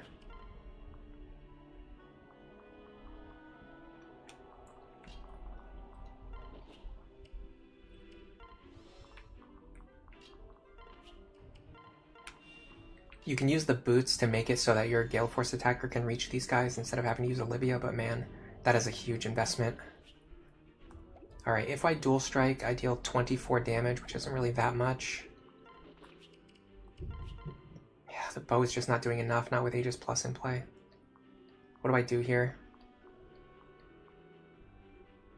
Nothing, I guess. I just accept the fact that I can't get the kill.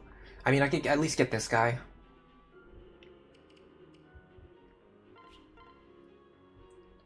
Trigger Gale Force and then...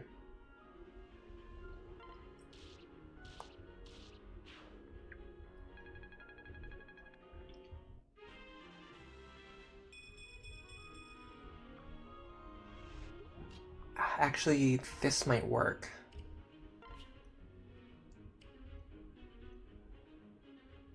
Can I double this guy with Cordelia? I can. Okay, so what if I do this instead?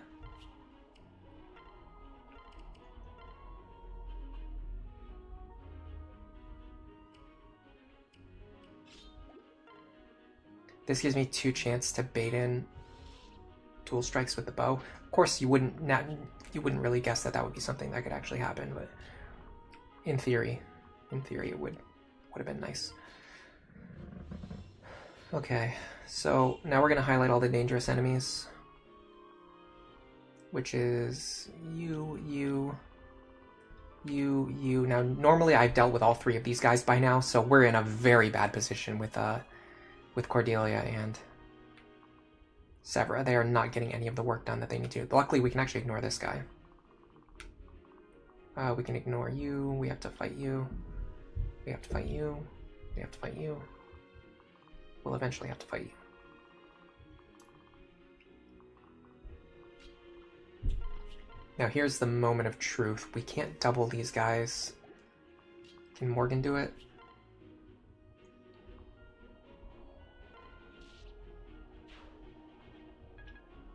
That also means, in theory, I can bait in dual strikes from Morgan.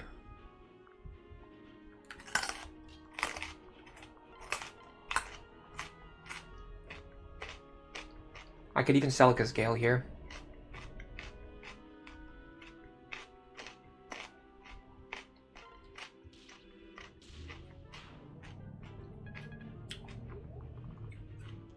Ended up getting the dual strike, but honestly, if you get it,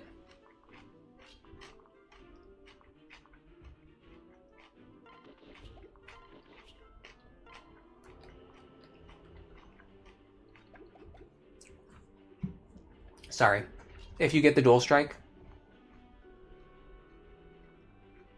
then you only use 1 Celica's Gale charge anyway, so it kind of sort of balances out in a weird way. That's 20 damage plus 36. I really need this dual strike. Didn't get it again. Obviously. It's not really the kind of thing that happens. Now I have to dance here, which also puts Olivia out of position.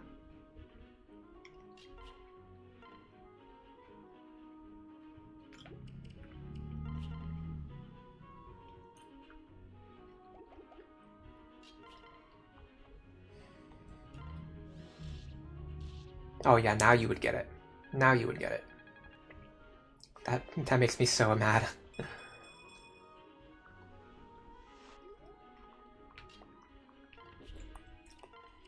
I landed 1 out of 5 dual strikes with a 40% rate. And it was the one that didn't matter.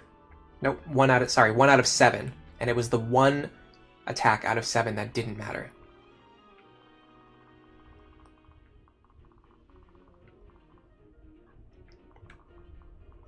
Problems with these Falcons is that they have so much resistance that even like my res fighters can't deal with them effectively. We actually want Chrom here and Lisa here. I don't know if I can get her all the way up there this turn, but I can have someone else hold that position for a turn if I need to. Good God.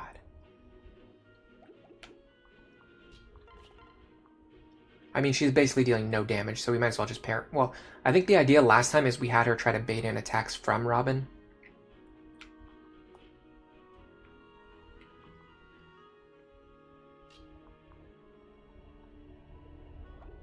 That doesn't really work here, though, because we want Robin to be standing in a position that can't be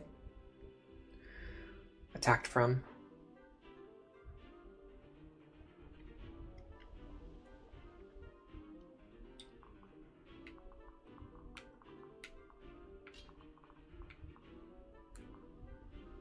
Of course, the two that I want to fight have, with the Beast Killer, have Pavis Plus.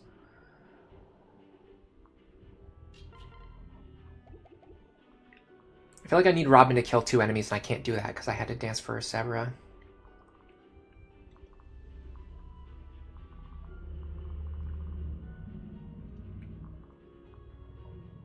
Okay, let's have Robin fight you. I mean, can I do it without Saria? That's a good question. Very, very, very reliably, yes. So then let's do that.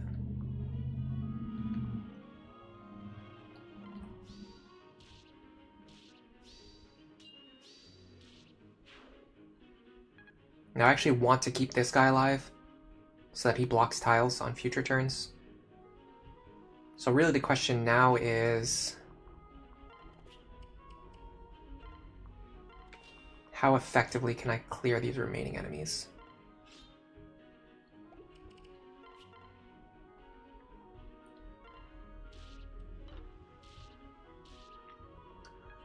Okay, if he only has 1 HP, I think I'm in a pretty good spot. Can I get her up there?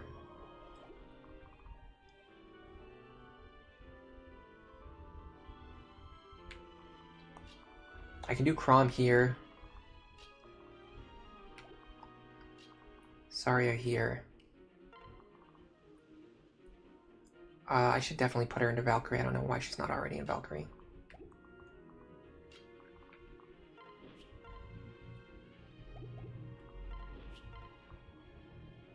Fred here.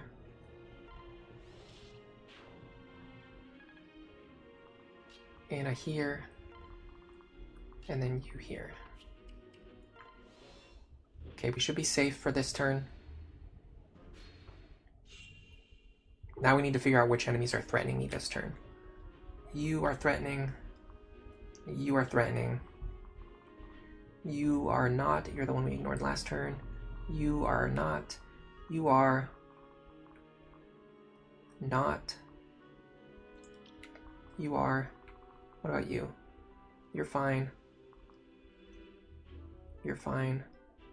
You're scary. You're fine.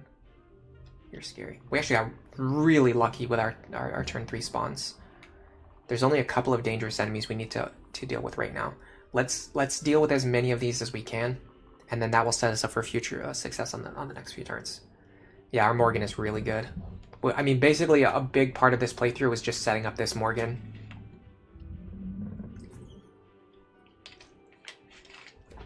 She's, in terms of offensively, she's straight up just like a better version of our Robin already.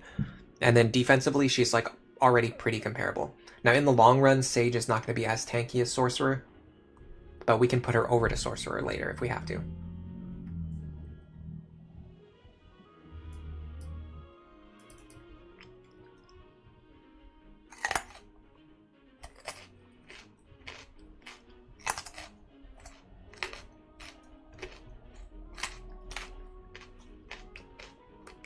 Hello, Ufa de Lufa. Welcome to the stream.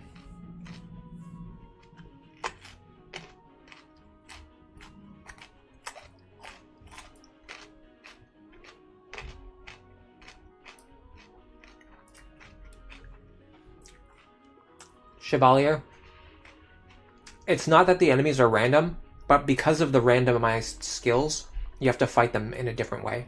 This is a big thing about why Lunatic Plus is like so misunderstood. Every single Lunatic Plus skill has one or more different ways you can play around it.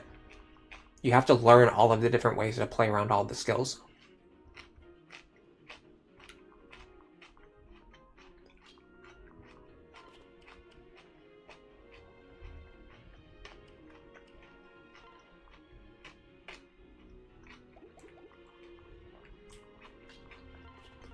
People don't do that. They just try to brute force their way through the game and then complain that it's too hard. But it's literally the hardest difficulty mode in the game. It should require top level understanding of the highest level mechanics in the game. Like, I don't understand why that upsets people so much.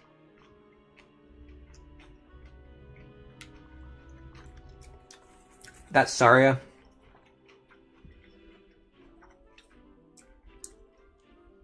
baiting in a dual strike from Robin strategy is really effective here, because even if she fails, it doesn't really matter, because then she wouldn't do anything anyway. Even if she's like, if I had her do something else this turn, it wouldn't accomplish anything. So having her do this is just a 70% chance to get rid of one enemy that I otherwise could not get rid of. Oh, look at that, another one.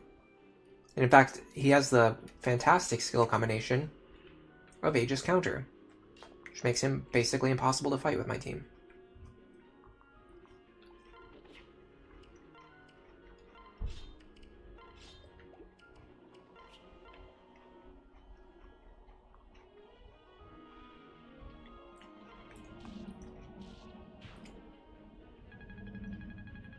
That was a huge risk that I did not need to take, by the way. Ooh, horrible level up. And Olivia is so out of position that I cannot use her action this turn. That's also nice. I should have had you Physic over here. That's fine, I can have Anna do it.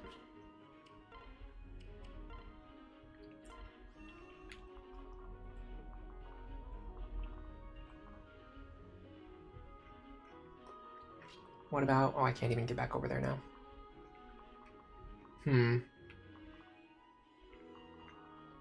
I got really lucky with enemies this time, but I have like nothing going for me in terms of like my positioning. All of my positioning and all of my momentum is just way off now. I think I'm literally just going to do this because I have nothing else to do with Olivia's action.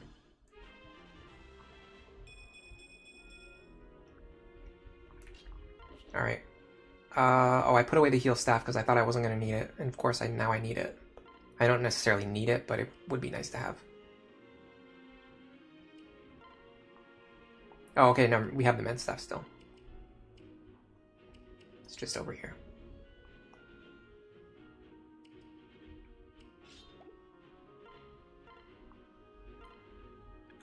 Just free staff experience and getting Severa back up to full health for next turn.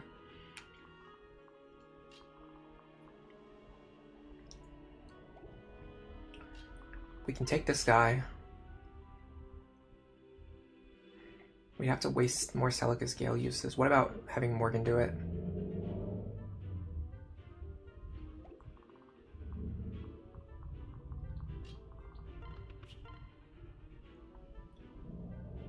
Unfortunately, we're 1 point short of guaranteeing the kill. Because of the way it rounds, when it gets cut in half, we're going to deal 62 damage here. So we have to use, if we want to get rid of this guy this turn, we have to use the Celica's Gale. And then if we don't do it, then again, we're just wasting actions that we don't really have to waste. Okay, well, we know Robin can do this.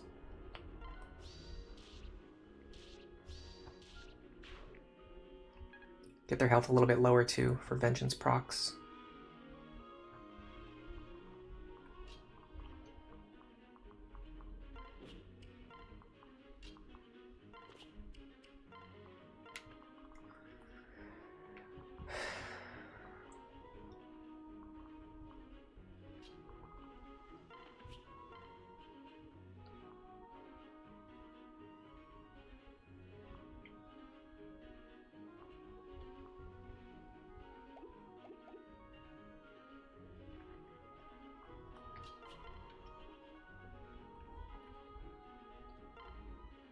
I don't want to take that attack, so I'm just going to wait here. I mean, I could kill this guy.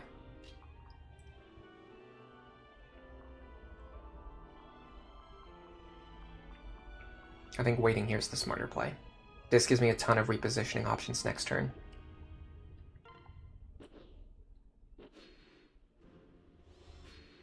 And that's another good example of just like understanding like high level game mechanics, like positioning. Like this, moving to this square allows me to go over here if I need to. I can attack any of these enemies in the front, but I can also move inside and attack any of these enemies in here. Not only that, but it also allows Morgan to go over here, pair up with Laurent, and I can get Morgan all the way up here if I need to on the following turn.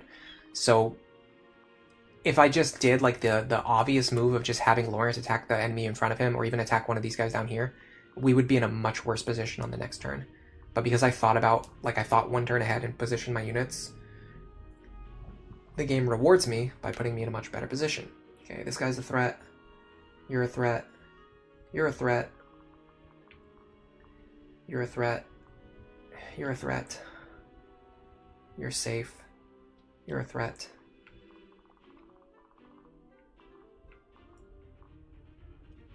Threat. Threat. Threat. Okay, we got really unlucky this turn. So we got really lucky last turn, but we were not in a good position to take advantage of it. This turn we got really unlucky. And we're probably going to get overwhelmed here. I really don't want to... sorry to fight this guy.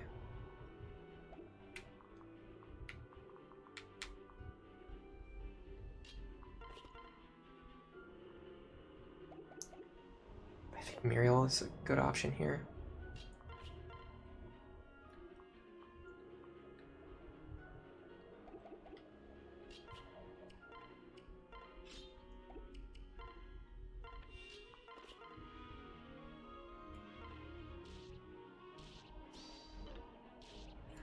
Didn't need that dodge.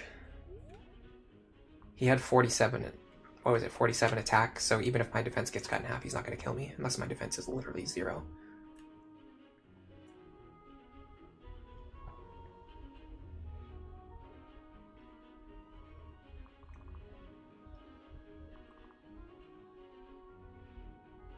I think the idea here is to have Robin kill all of the remaining enemies on the left, but the problem is I really want Robin to kill this enemy. And I need to start getting some work done over here. That Tomahawk is going to cause so many problems. You could definitely make the argument I should have gotten rid of him last turn, but last turn I thought I was in a good position. I didn't realize I was going to get this unlucky.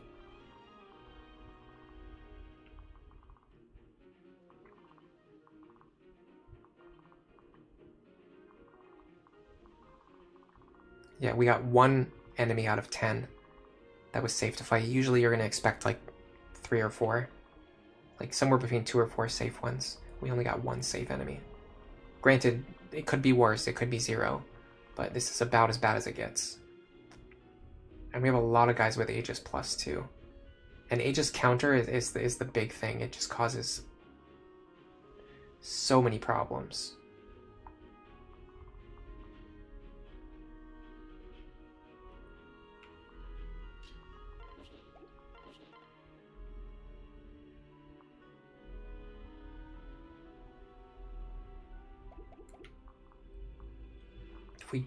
If we go after this guy, we have to rely on dual strikes, which I don't like doing. Does he reach anything this turn? Technically, no. I would definitely feel safer if I got rid of him, though.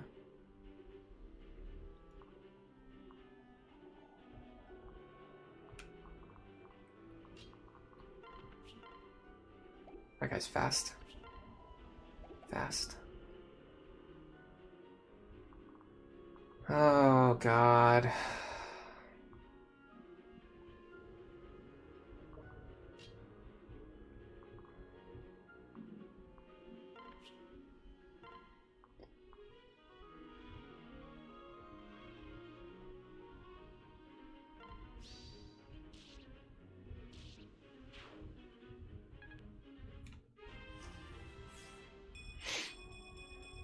Pretty sure I had to dance for Robin. And then go here. I have to have Robin. I think Robin's the only one who can fight this guy right here safely. In fact, I can't even. Not even close. Good God. Hold on. This might be a moment where I have to get Saria in here. Just to get that little bit of extra damage and crit.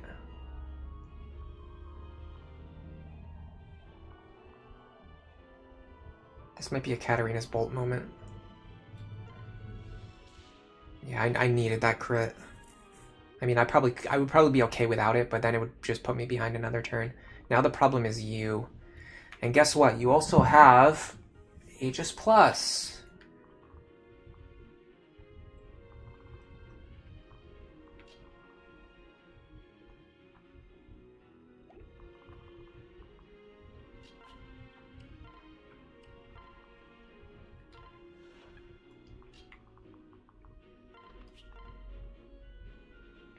And again, same problem as before.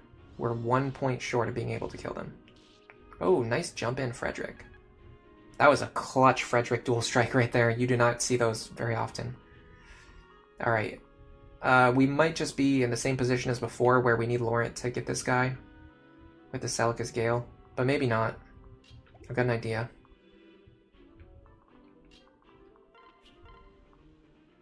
So we go like this. If Severa dual strikes, good. If not, it's fine, because we're just going to have her trigger Gale Force anyway. How does she fare against these guys?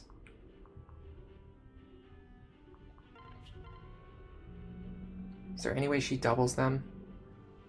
6. Yes, in fact, she can.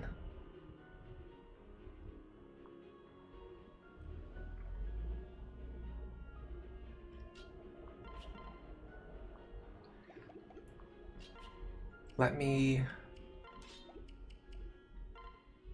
maximize my chances here.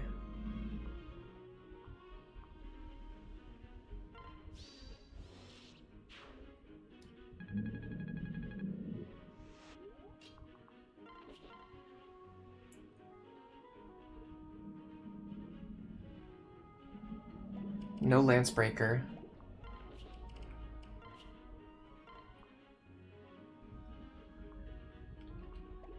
If I use this, if I get a dual strike, I don't take any damage. I mean, whatever. I missed, he missed. I guess it balances out. She's gonna make a very good sniper very soon. Alright, who has not acted yet? Frederick. I'm gonna put you on unpairing duty. Especially because these two characters are going to need to run all the way back over to the left very soon. I'm pretty confident in that. After that, it's just these two. Is there anyone who needs healing? This is a good physic moment. Not really anyone who needs healing, honestly. Yeah, no, nobody needs it. Okay, well, just wait for a turn. And you wait for a turn. Okay, so the enemies should, the ones who are not highlighted should ignore us, which is what you're seeing. Now we need to check the next group of enemies. Dangerous, dangerous, dangerous, dangerous. Okay, cool, we're getting horrible luck again. Dangerous, dangerous, safe, safe. Okay, these two both being safe helps us a lot. It's gonna release some of the pressure. Dangerous, dangerous, dangerous, dangerous. Okay, cool. I think we're screwed. I think this attempt is over. If we just maybe could get a situation where every single enemy on the map wasn't dangerous on the next attempt, that would be great.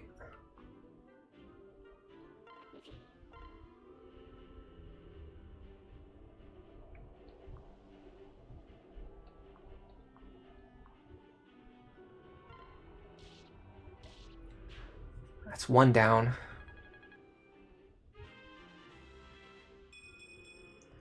Do these guys reach yet?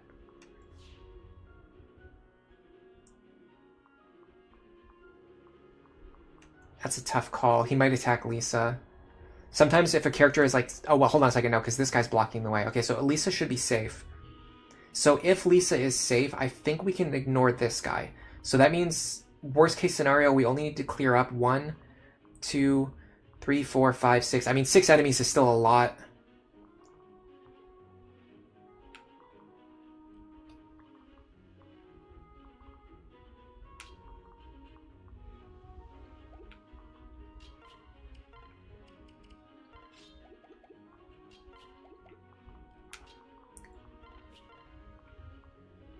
Very low chance to dual strike or accomplish anything. I don't think so.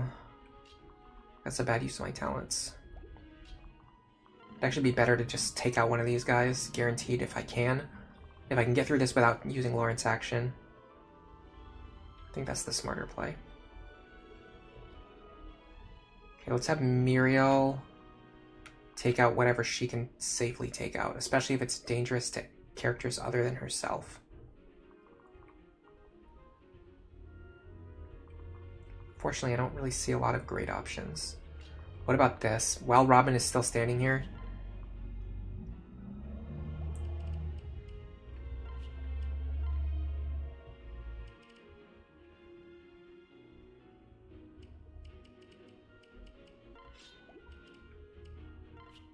do something like this.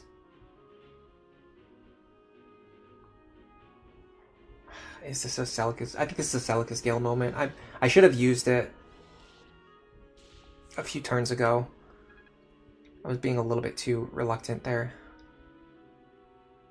Okay, so I just don't see any way to get through this, honestly. We're just so overwhelmed right now because we got so unlucky with the enemy skills. So Robin can go here.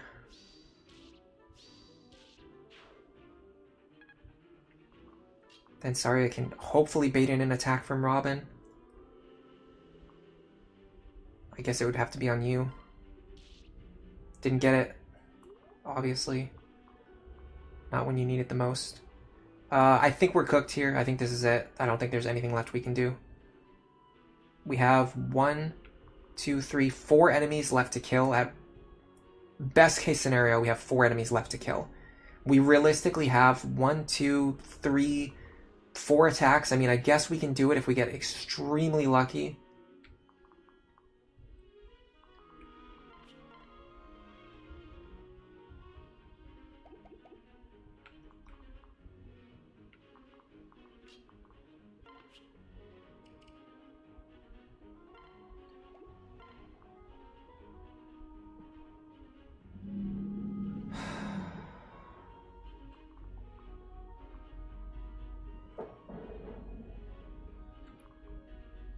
I don't see how we kill all of these enemies, especially with all of them having like defense against the only kind of offense I have available is what every single one of them resists. Maybe if Frederick can hit something hard enough with a beast killer. He doesn't have it for some reason. No, he does. 39. If I can get this guy down to 39, I can do something.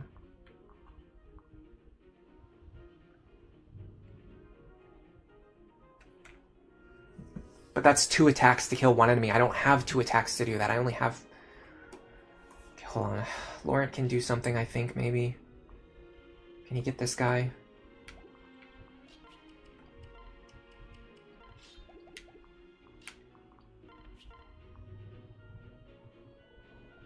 Not even close. Like, not even close.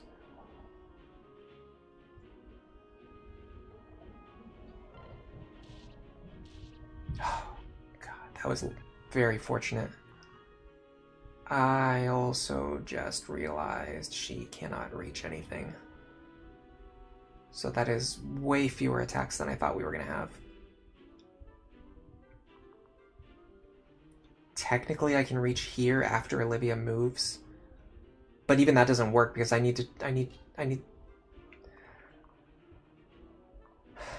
Cordelia to kill something.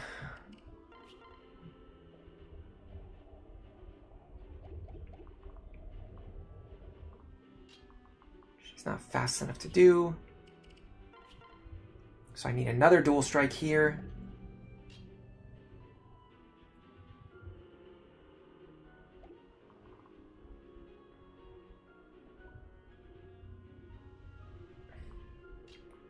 I don't honestly think we can win from here, but I'm going to try my best.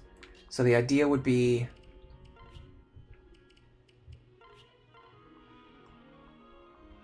longbow into beast killer here. We did get that. Okay. So we have Robin's attack and Morgan's attack. And you can make an argument that maybe Frederick can do something.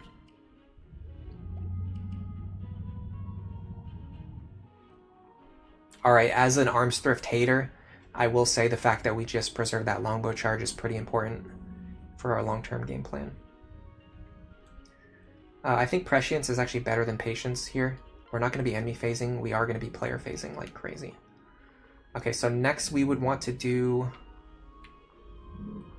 The good thing is actually neither one of these have a good defense against me. So hold on a second, if I do this... Let me see which one Morgan can definitely kill. Either one, okay. I'd rather have Robin take damage. Morgan's health is a more important resource. Okay, so if this guy attacks Lisa, I think we'll be fine. I'd prefer if he doesn't. He missed anyway. I'd actually like to get Robin's health a little bit lower so I can rely on Vengeance if I need to. Okay, so nothing that has aggressive AI can currently reach any of my characters. That can currently reach Tiki, specifically. The only question is, will this guy see Lisa as a valid target? That I do not know. She has 29 speed.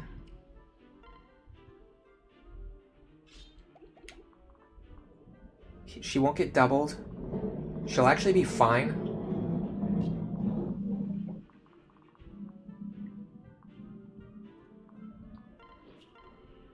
I could have Frederick slap this guy with the hand axe. It's probably not that significant. These two are not threatening. I think I'm just going to unpair. It's a better action. Especially because it keeps this lane open, so the enemies don't block it, so we can move through here. Yeah.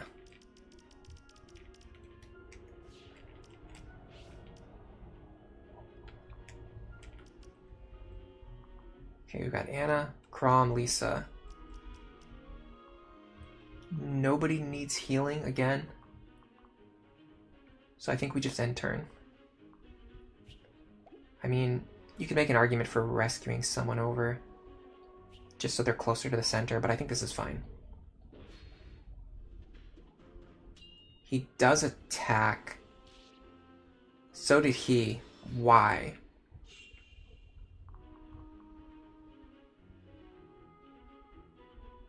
I'm not sure why.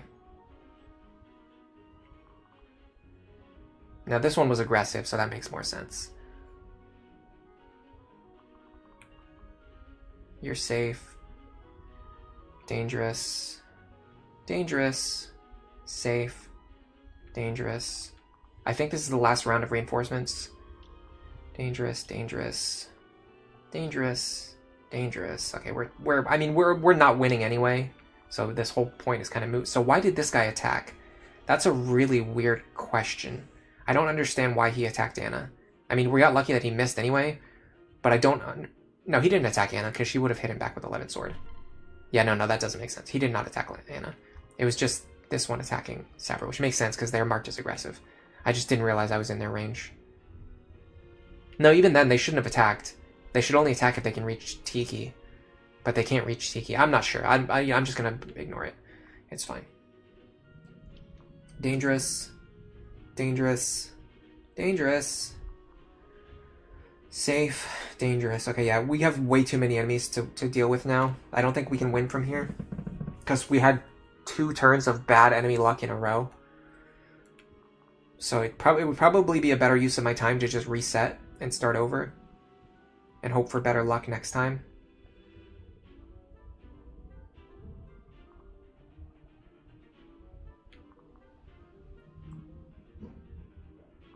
One, 2, 3, 4, 5, 6, 7, 8, 9, 10. We have to clear 10 enemies We have 1, 2, 3, 4, 5, 6, 7, 8, technically 9, 10 if we trigger Gale Force on both of these characters, and they additionally each kill another enemy.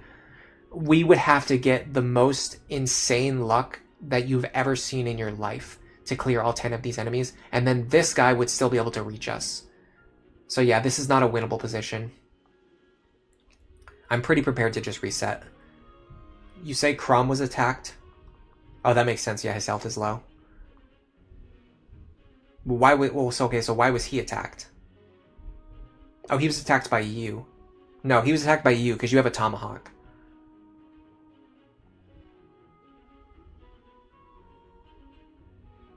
Got it. Thanks for pointing that out. We got kind of lucky that you didn't die there. Yeah, having pass breaks their AI, but now they're acting weird. But I guess not, because I did have him marked as aggressive. I just didn't really understand. But yeah, I don't think we can win from this position because there are too many dangerous enemies spawned. I'm pretty sure we just failed like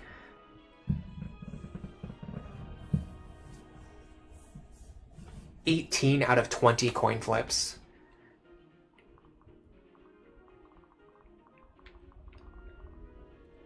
Like, I almost can't believe how many red enemies are on the map right now. There should be way fewer dangerous enemies than what we're seeing.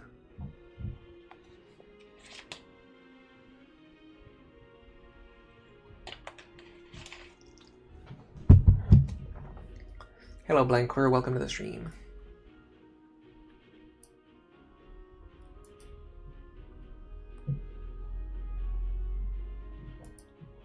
Hello, Emerald Vortex. Welcome.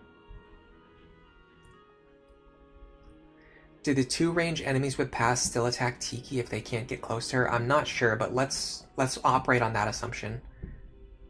Let's think if these enemies can't reach her. I mean, I think they do because this guy just attacked Crom, so that's a pretty good indication that they're going to attack. Right? Like this guy, we literally just watched this guy attack Crom. So yes, I think they will attack.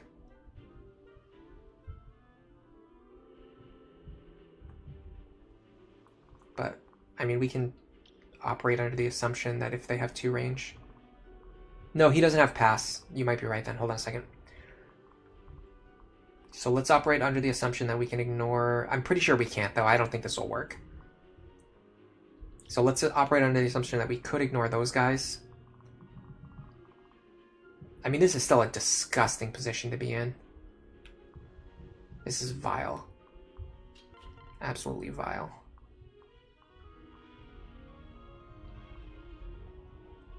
The good thing is we can take this guy out.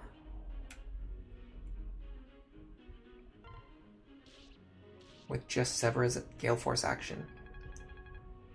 That's a really good start to the turn.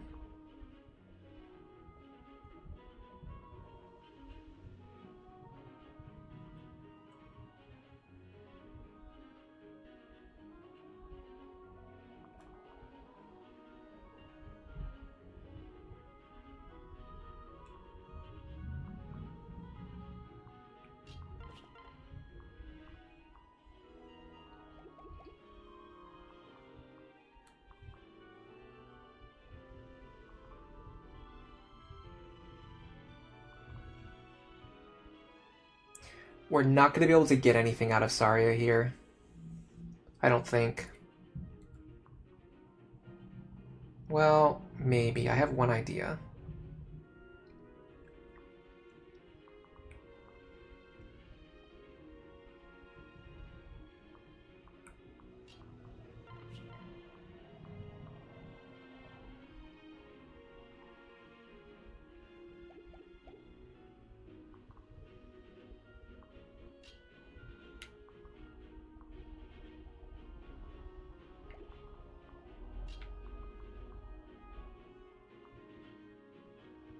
Excalibur. I cannot fight a guy with Excalibur. But what about this?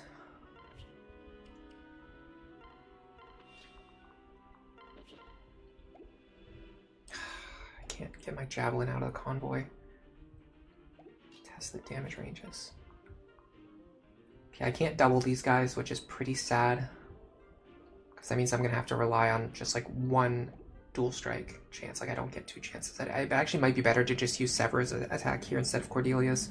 I'll wait though. Getting rid of you is going to be annoying. This might just be a Celica's Gale moment. Well, I could almost do it without... Oh, I can do it with Arcwind. We'll just do it with Arcwind then.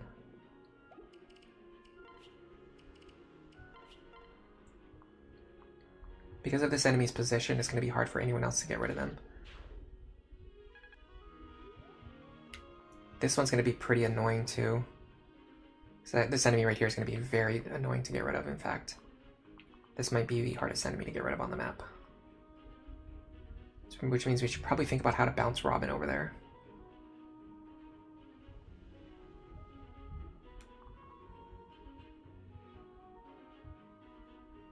While also getting rid of these guys. What about you? How dangerous are you? If we can get the one shot with a Beast Killer, that would be clutch. But we just can't get it. We're just short. Hold on, we have a Forge Beast Killer. Oh, okay, well this is 89%. I think we had to take that. Okay, that puts us in a pretty good spot now. We technically have 1, 2, 3, 4, 5 like strong actions available, and we technically have like 5 enemies that we really need to get rid of. If we include this guy, which I think this guy's, I think it's pretty safe to include him. What if we get Laurent to get rid of you? Just can't double these guys. So we'd have to Celica's Gale here.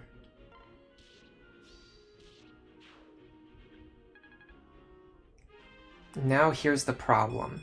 How do I get rid of everything else? How do I get rid of the enemies that are left? I don't know. I honestly do not know.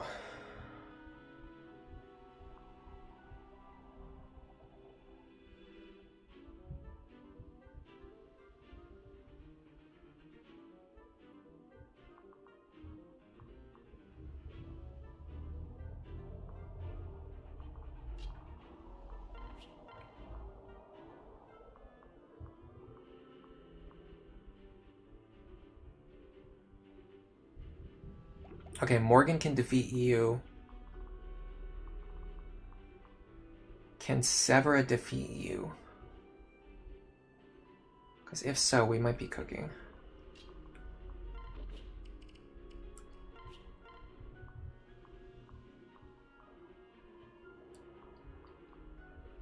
Two points of damage short. Man, a strength tonic would be nice right now.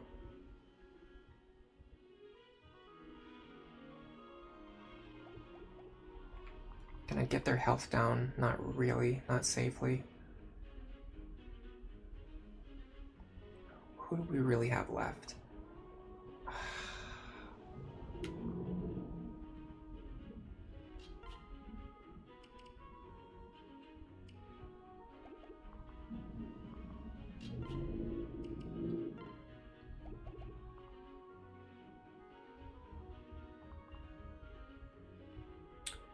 Anyway, I get Frederick involved here.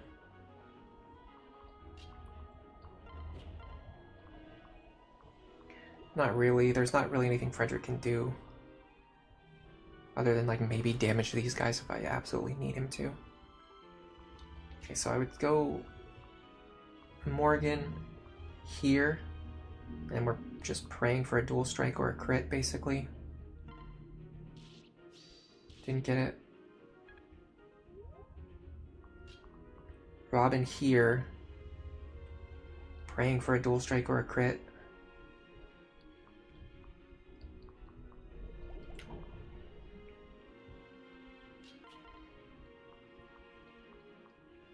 Yeah, she's not going to be any help.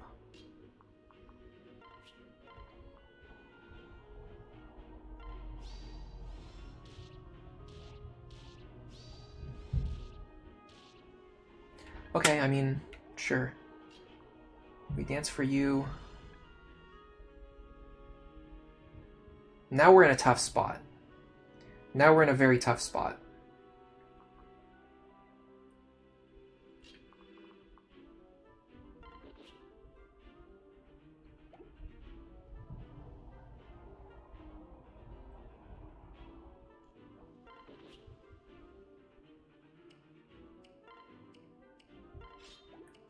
I need you here.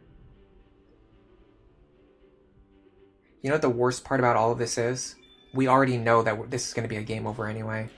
Because we've already deselected a bunch of enemies that are actually genuinely very dangerous. So as soon as this turn ends, even if we clear all of the enemies that I've marked, we're still going to be done for. Okay, technically, we're not done yet.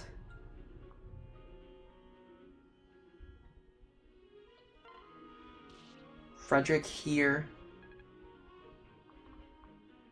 Robin here. Again, we need this crit.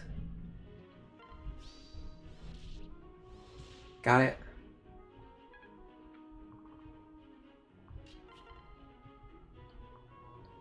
Now the only problem is she can't deal 7 damage. So all of that was for nothing, and even if all of that worked out, we still would have been screwed anyway. Is there any way that we somehow make this work with these 4 units? I don't think so. I think we needed to use Laurent up here and just let this guy do his thing. I mean, we had to get extremely lucky just to even get this far. I like doing stuff like this, though, even on attempts that are like pretty much guaranteed to fail, because it's good practice for like maximizing your odds of success. Which is something that you need to do in other situations. I mean, technically, if I grab the Forged Elwind Tome, I might be able to do this. Oh, no way. This guy is Aegis Plus. I'd have to deal 14 damage. It's not even 7 damage. I have to deal 14 damage to this guy. There's just no way that happens.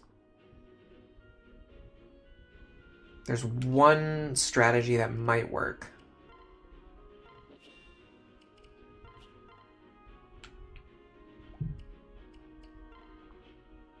I mean, we are literally scraping the bottom of the barrel here.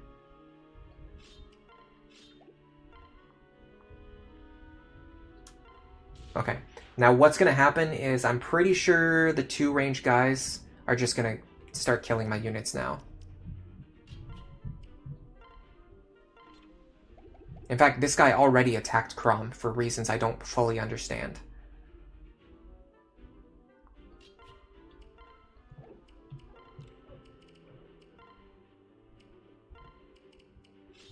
Because he's not supposed to do that.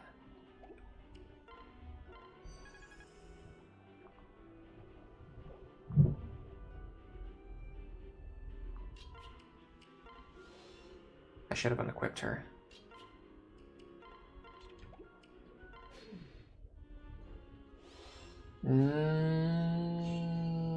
For some reason that worked. Okay. Well, now the only problem is we have to now kill all of these guys.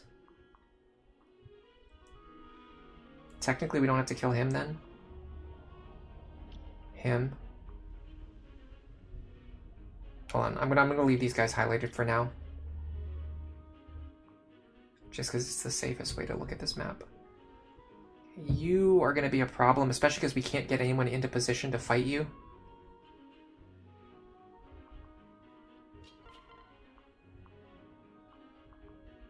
Lisa's not fast enough to double.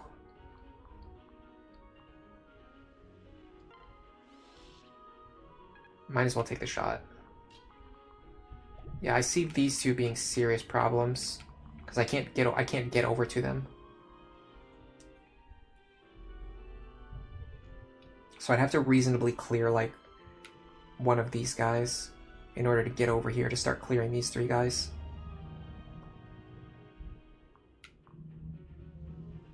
Which just adds to the pressure.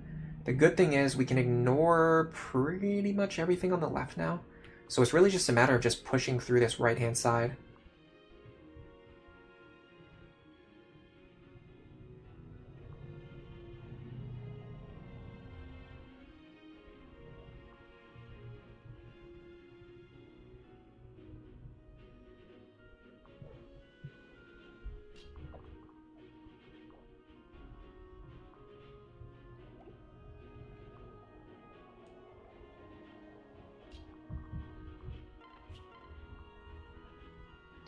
I mean, does every single enemy have to roll Aegis Plus? It's just a question. It's a question I ask myself sometimes. Just occasionally. It's something that I wonder.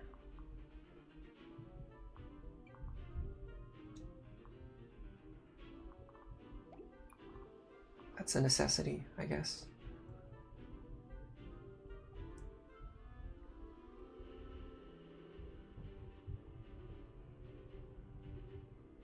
So the tricky part now is actually just getting our units over here to a position where they can fight. I don't even know how we survived last turn. It's baffling, truly.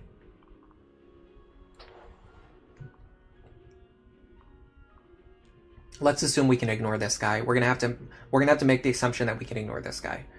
The question is, how do we clear the other ones? Like, this guy might be a threat.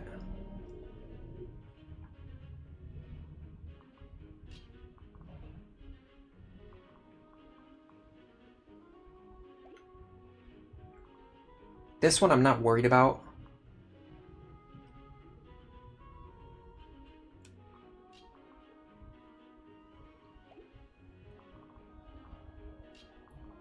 Honestly, I'm just overwhelmed by how busy this map looks right now. Everything just looks gross because there's just enemies everywhere.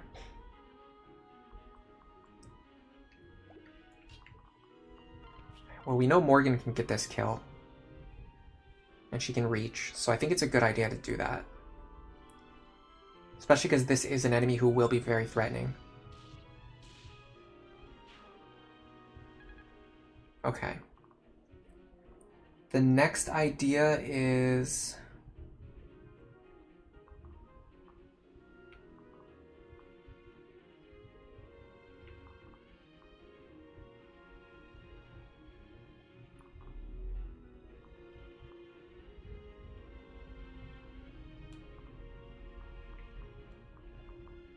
Okay, I've got an idea.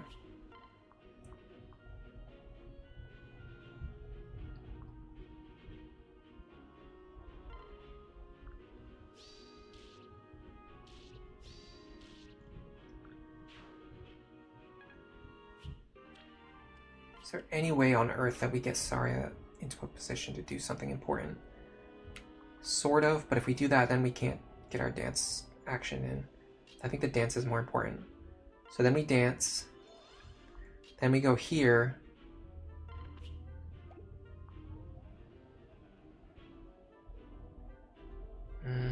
That puts the responsibility on Robin to kill this one, which is the one I thought Muriel could guaranteed kill, right? Yeah, but can she guarantee the other kill, though? That's a good question. Yes, she can. And it's actually safer for her to do so. So let's do so.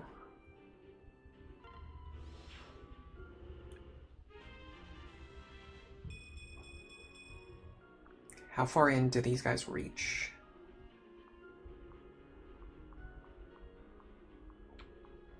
I think this guy will attack if he can. So I'm going to try to avoid that. It's a tall order.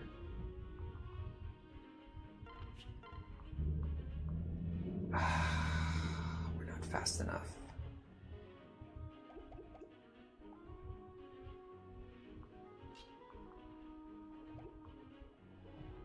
$28. I mean, if we get the right pair up, we're fast enough. I think we have to just let Saria's action go. I don't think we have time to worry about her right now. Because we need to get this action going. And even this is like pretty dubious right now.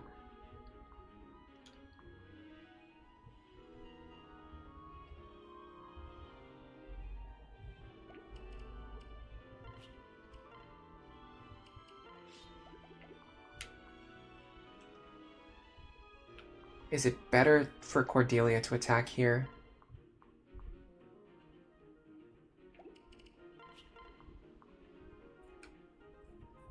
I think so. I'm still relying on a dual strike either way, though.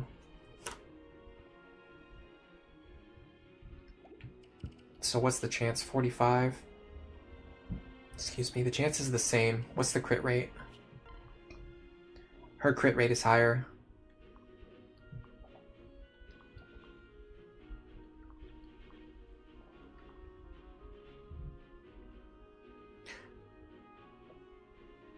But if she crits, it doesn't even matter. She still needs the dual strike.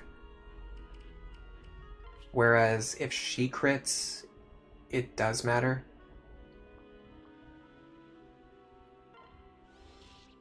Yes, yes, yes, yes. Okay. Honestly, we were just hoping for the dual strike there. I don't think the crit was really that likely, although we ended up getting the crit anyway. Okay. Now we technically have 1, 2, 3, sort of 4 actions to defeat sort of 4 enemies. Out of these ones, I could reasonably ignore you. So it's really 3 actions for 3 enemies. Now Cordelia has to go next anyway. So we might as well just have her do so. Now I'll be very, very happy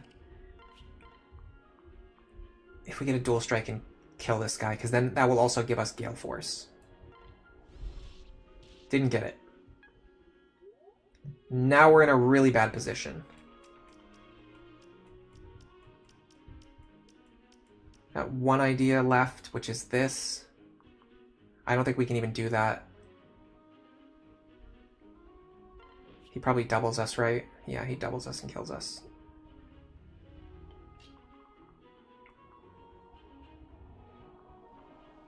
Dark Flyer. Okay, I got one more idea.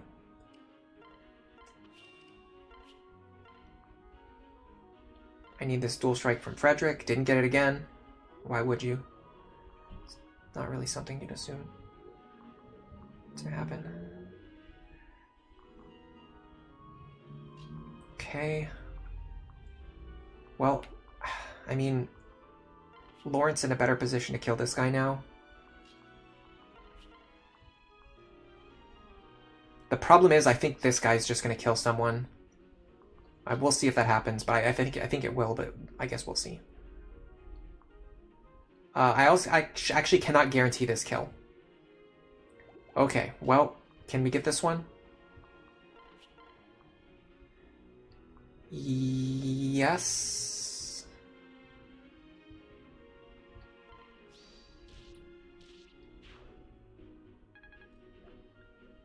How did it take 3 attacks to kill this one enemy? Okay, I think we're beyond cooked here, but maybe we'll be okay. It just depends on if this guy chooses to attack and who he chooses to attack.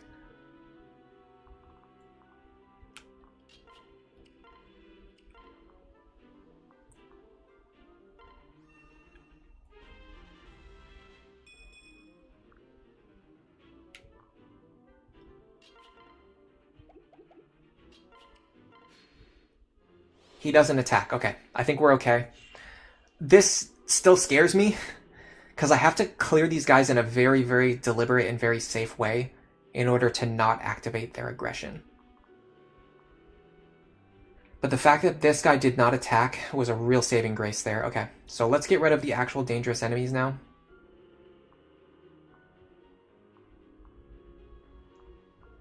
Everything on the map currently has pass, and none of them currently see an attack. So I think we're okay, but we really have to clear them in a very specific way. Because we have to, like, for example, let's say we killed this guy right here. One of these 2-range attackers could move in and then attack Tiki. So we have to make sure we get rid of the 2-range attackers before anything else. Yeah, we should be able to pick off the outer enemies. But man, it is still very scary.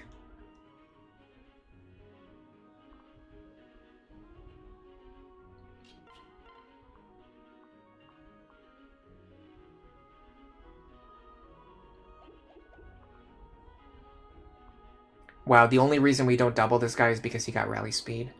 That's bonkers.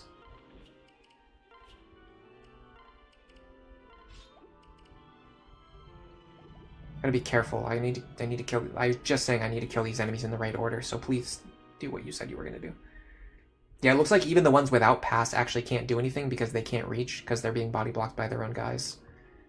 So that's good at least. Honestly, let's just have Muriel take this guy out or at least weaken him. Beautiful start. Okay. Now I want to get Severa as much experience as possible. Severa and Cordelia both, honestly. I want to get as much experience as possible. The tricky part is so many of these guys have 2-range weapons now.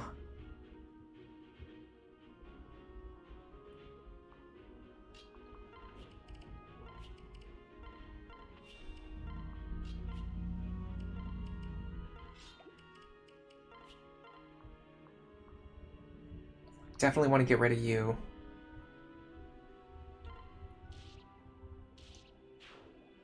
Beautifully done.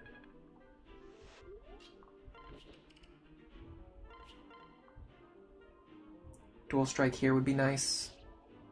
Got it. Actually, it didn't work though. It was not enough damage. I probably should have checked that.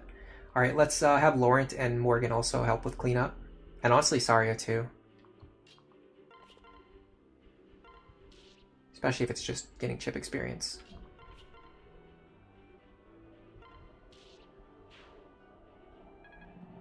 I'll leave this guy up because I can get him with a Gale Force attack next turn. Laurent should be able to attack here. This is probably smarter.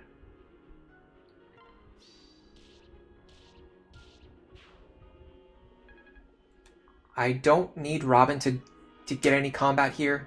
Their important stats are all capped. I mean, technically defense and resistance could use a few more points, but all of our important stats are effectively, like, basically capped at this point. So I don't think Robin really needs to be getting any experience. Oh, you know what we can do?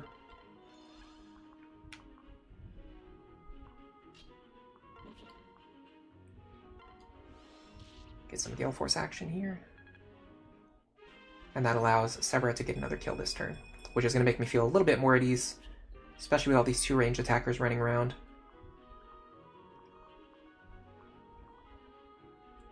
Like you. I have to be careful because she might not be able to take the attack. She can take this one. Nice guard. We're going to get as many levels in Archer as we can, because it's just basically just free stats, although we're getting bad level ups, but imagine if we were getting those bad level ups on the much slower class. Alright, so the enemies should ignore us now. Beautiful. Alright. I'm going to run to the bathroom again really quick. I will be right back.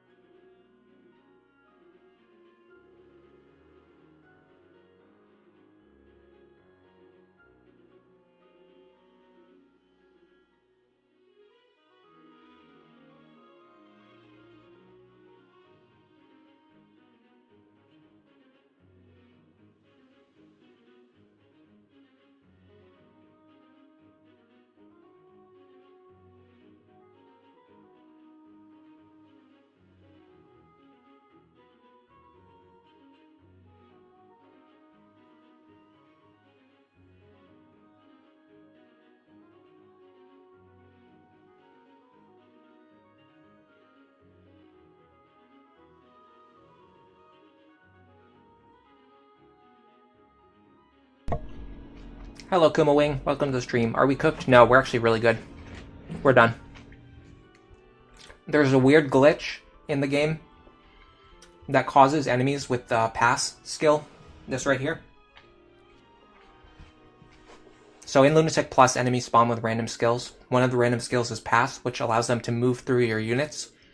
If they have pass, they will try to move through you to attack Tiki and then end their turn, so they won't attack you. So what we did is we selectively removed the enemies who do not have pass, and we left the enemies with pass alive. That way, we can give all these kills to Severa and Cordelia for free training.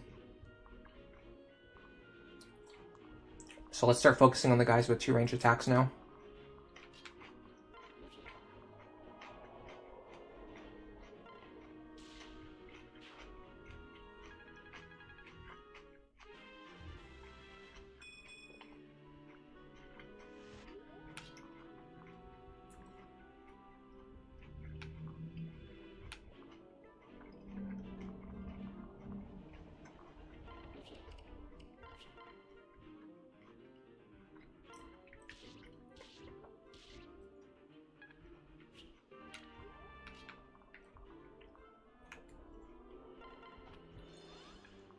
Let me go ahead and heal you.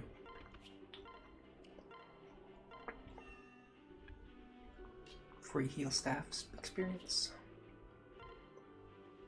No Vantage here. I'll use Javelin anyway though. It's for safety. Now this triggers Gale Force. That gives us another attack. It's going to allow us to go over here. And this should get rid of the last technically dangerous enemy on the map. No, because he has Aegis Plus, so he's definitely going to survive. Well, maybe not definitely, but he's very likely to survive.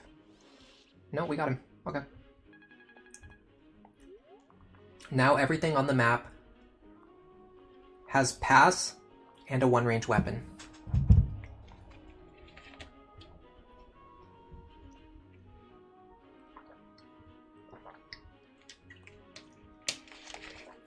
As long as Lisa, Anna, and Crom stay in these positions, these enemies will never attack.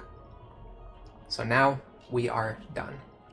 We can just give the experience to whoever we want. I do still want Laurent to get some experience.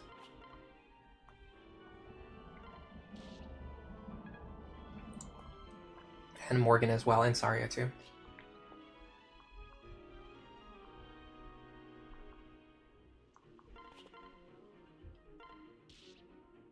Morgan can just get staff experience. Alright, let's move away the characters that we're not training. You're going to be staff training, you're going to be attacking, dancing, attacking, and staff training. Which one has rally speed? Is it you? I want to get rid of you. You're getting on my nerves.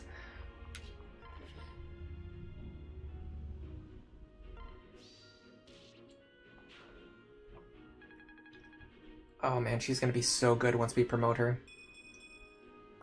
I think her build is like effectively complete, as we just have to get Beaufair. Yeah, the more we train Severa and Cordelia, the easier these last set of chapters are going to be for us.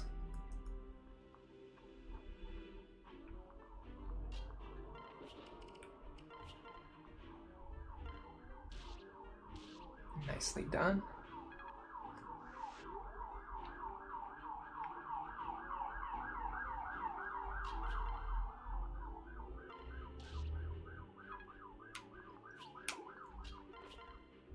Beautiful sirens outside, doing their siren things. I honestly wonder if... No, that's a stupid idea. It's definitely more important to train Severa.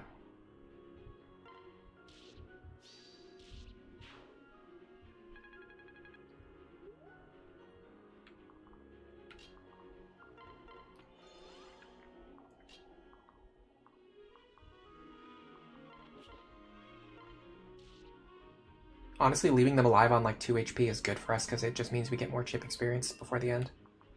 In fact, I can actually give this one to Saria. It's a good kill for her. especially experience-wise, like level curve. All right. Now we have 5 enemies left to deal with. I would really like Morgan to get Tome Fair, which I believe I will get right now. Nope, I'm 1 experience away.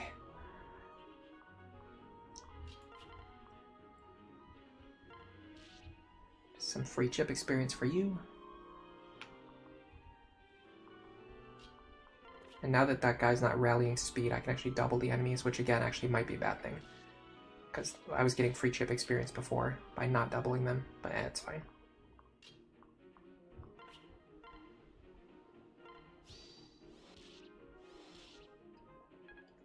Leave him alive on 1, that's good.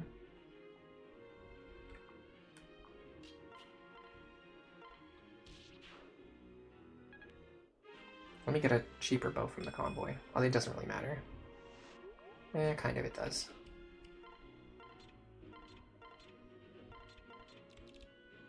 Yeah, I can use this iron bow for training.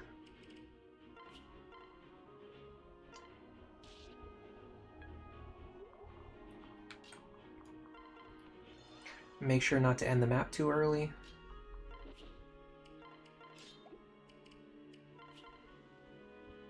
Oh, that's beautiful. Oh, well, never mind. If Luna didn't trigger there, we actually would have gotten another free round of chip experience. All right, lead these guys up. Now I need to make sure that Morgan gets level 15 for Tome Fair, which we've got. Huge. What would we ditch in this case? We definitely want to keep Solidarity. I think actually I want to get rid of Focus. I don't know if Focus applies when you're in the back row. Oh, we can get rid of Rally Magic now. We weren't even really using it.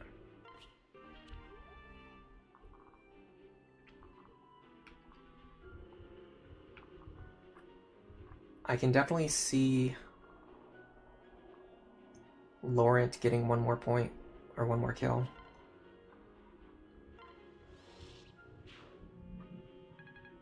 And then we'll give the last one to Zebra. Oh, made the right decision there. This should be 1 extra level for her.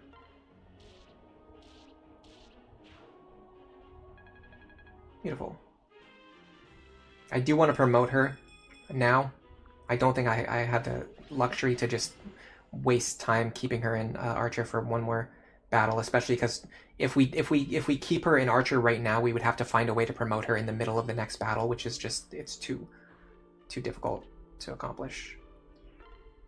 Now we finally have access to all of the B rank tomes, which is fantastic news. We're getting supports between characters who we desperately need to be landing dual strikes. So that's good news. Alright, so Severa, where are you? We're definitely going into Sniper here. Bow Knight is arguably the better support class. Sniper is easily, far and away, the better lead class because it can access the longbow, which is a game-changing item. It's right up there, but it's probably like 1 tier below. No, you know what? I'm gonna say it. It's right up there with the rescue staff in the top tier. Because even with the rescue staff, there's certain enemies that you cannot fight safely at 2 range, whereas the longbow can actually fight them safely at 3 range.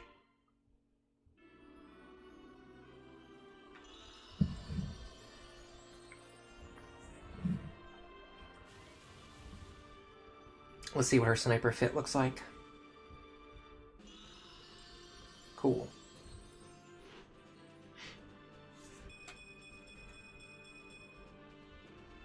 Some good strength, speed, skill, and defense. I like the skill too. I've been missing a lot. Well, not missing, but having very inaccurate attacks lately. What is our bow rank now? It's also B, so we can finally use silver bows. All right, I'm gonna get her some real equipment. Something like a silver bow.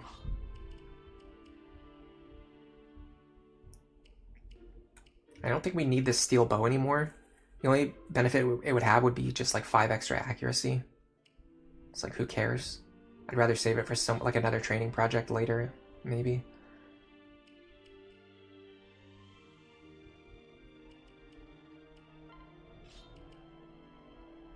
I think we're done with this underdog bow. I'd rather just sell it at this point. This is a good loadout.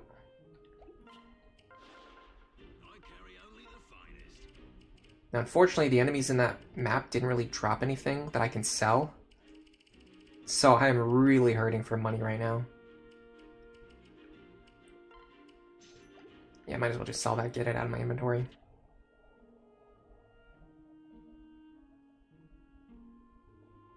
Snipers are really tanky.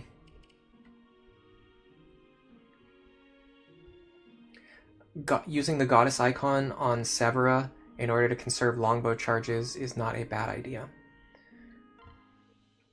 Let's see if that's a bad idea or not. Permanently increases luck by 2. Arms Thrift is... So that would be a 4% Arms Thrift activation increase. So we would conserve 4% longbow charges. Let me write all this information down. Oh, actually, while I'm doing that, let me do this. If anybody is interested in chatting on Discord at any point in time, you can go here. All right, so because I'm stopping for a second to take a break and do some chatting anyway. All right, so Goddess Icon would increase our luck by, or increase our Arms Thrift chance by 4. So that's important information. The Goddess Icon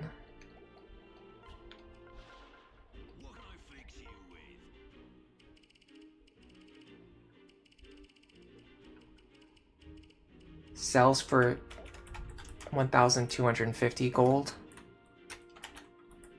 and longbow charges are worth,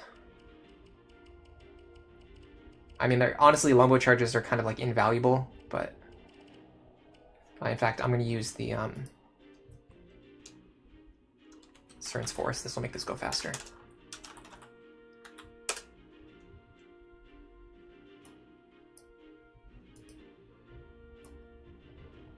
Longbow charges are worth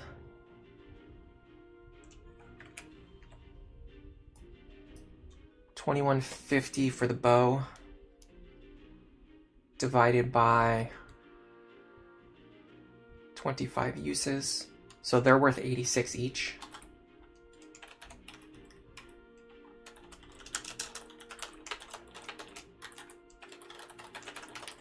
So we have a 4% chance to conserve a longbow charge. So 86 times 4% chance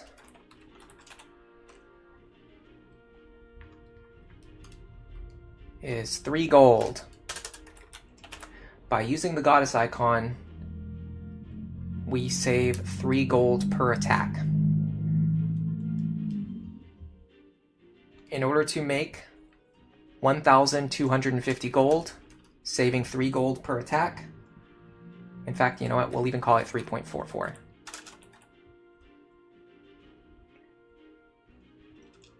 We would have to attack 416 times. I'm sorry, Arms Thrift Truthers. It just doesn't work. It's not that good. We could sell the Goddess Icon right now and make way more money than we would save in the long run. Now, granted, the counter argument, because we're talking about the longbow specifically, is that longbow charges are pretty much invaluable. And because they have infinite value, you can't really calculate the cost of them. They're just worth, like, any amount of longbow charges that you save is worth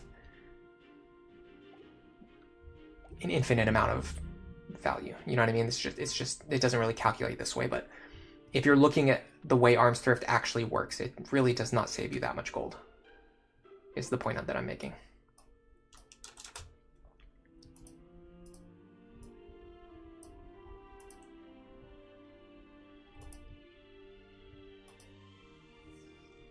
I don't even know if Hamern is worth, well, I mean, Hamern is actually much easier to calculate.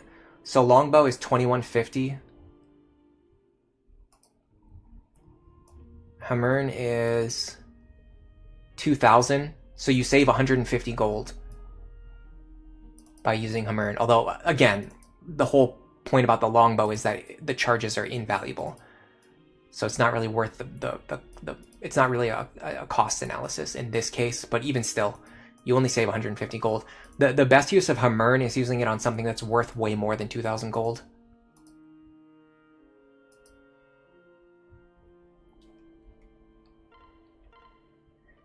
In the short term, if I run out of longbow charges before the end of the campaign, I would use Hamurn on the longbow.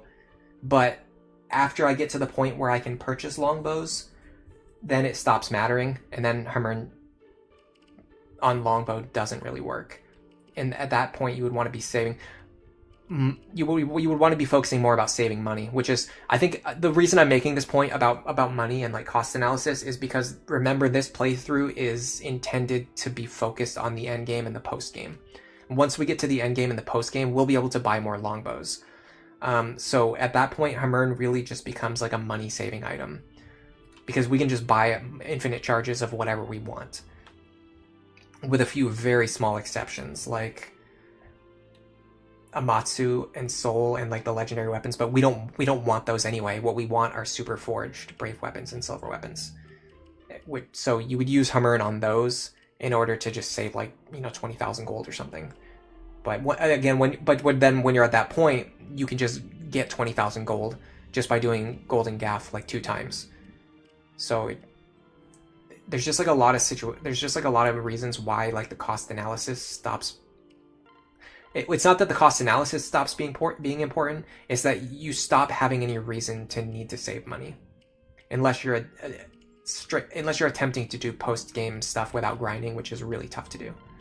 I don't think it's impossible, but it's really tough to do, and it doesn't really interest me personally, because I can tell that they didn't have that in mind when they made the post game chapters. They just didn't put in ways to sustain your money. Yeah, Forged Braves is better. Red Watcher, you can buy longbows. You can get them from Priam's chapter. And then, of course, you could also summon spot pass teams that sell them, I think. I'm actually not 100% sure about that. Let me see if it's listed here.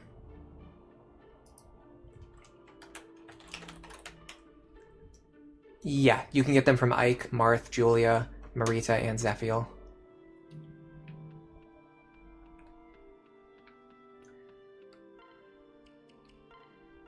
So technically, if I wanted to do spot pass, I could just get more longbows right now. And then even if I don't want to do spot pass, I can still just buy more when I get to the end.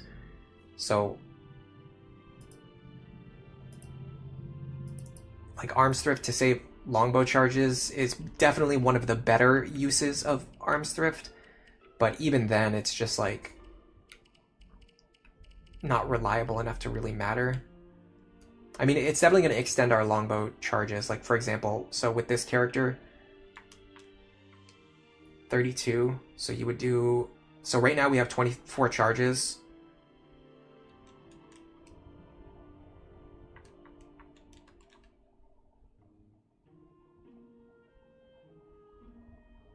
So we're very likely to get like 31 attacks out of this instead of 24 attacks, which is a measurable difference, for sure.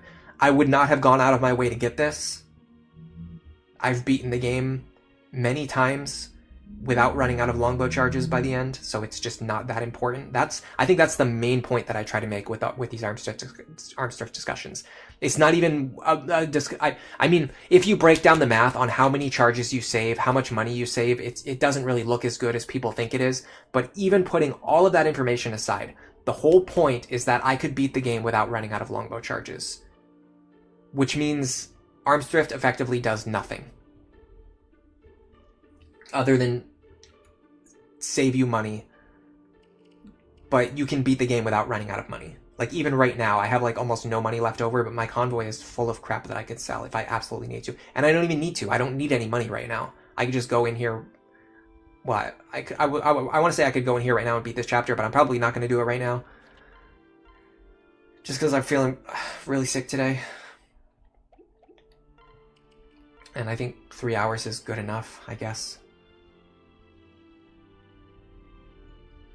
It feels very safe. I 100% agree with that. I think that's why people like it. It makes them feel good, but it's just mathematically not as good as people think it is. And then, like I said, even putting the math aside, the whole thing is that you don't even need it. Like, you don't need, you can beat the game without money saving skills. So if you can do that, why would you ever use money saving skills? You know what I mean? It just doesn't make any sense. It's like if there was a skill, if there was a skill I could equip on Robin right now, right? That would give them 40 extra speed. And this isn't the best comparison because I know evasion is the thing, but let's just talk in hypotheticals. If there was a skill I could use that would give them 40 extra speed, it wouldn't even be as useful as just keeping Vengeance equipped, because I'm already doubling everything anyway, so I don't need any extra speed.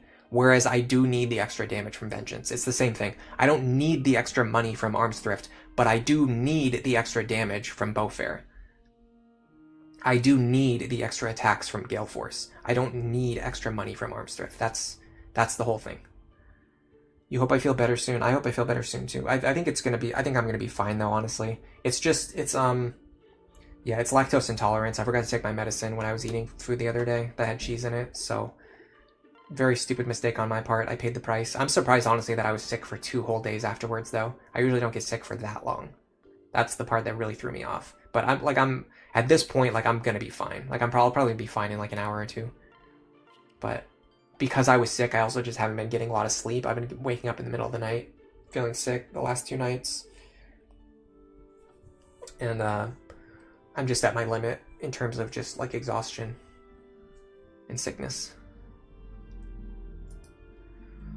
Arms Thrift is not about economy. It's about blowing up enemies with 15 crit or +5 damage weapons. I'm going to tell you a secret, and not everybody knows this, but it's really important information to keep in mind.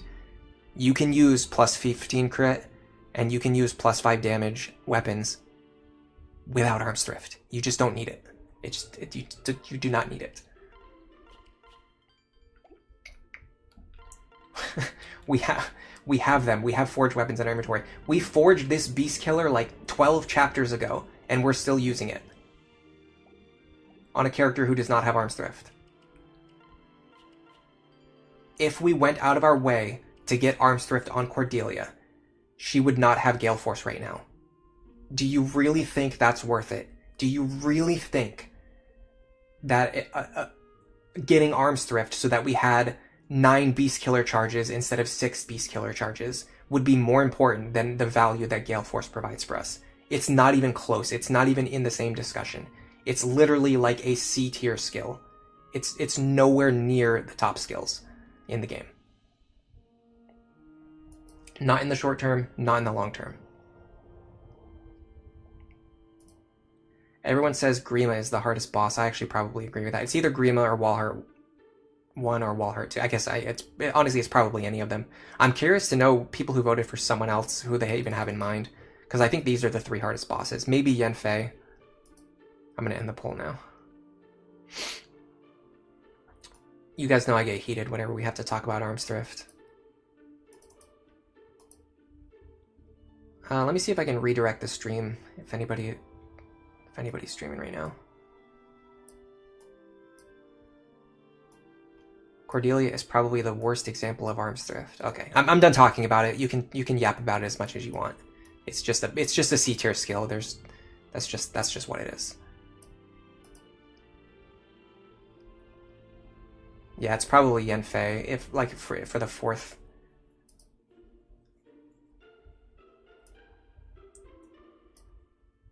hardest boss. First, we'll see if anyone's streaming Fire Emblem.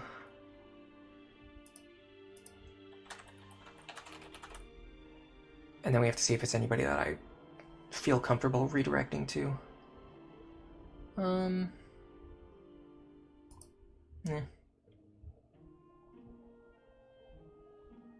For some reason, I search for Fire Emblem and some other stuff comes up that's not Fire Emblem.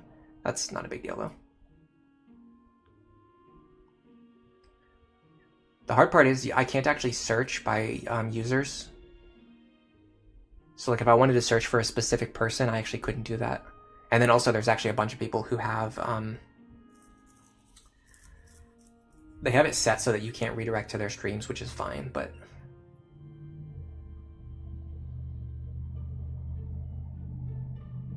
I don't personally understand why you would ever do that, because why would you not want extra people to, like, more viewers to show up to your stream? I'm not sure. There could be an argument for it, especially if you're getting rated by weirdos. Actually, someone's playing Shadow Dragon. Sure, we'll go with that.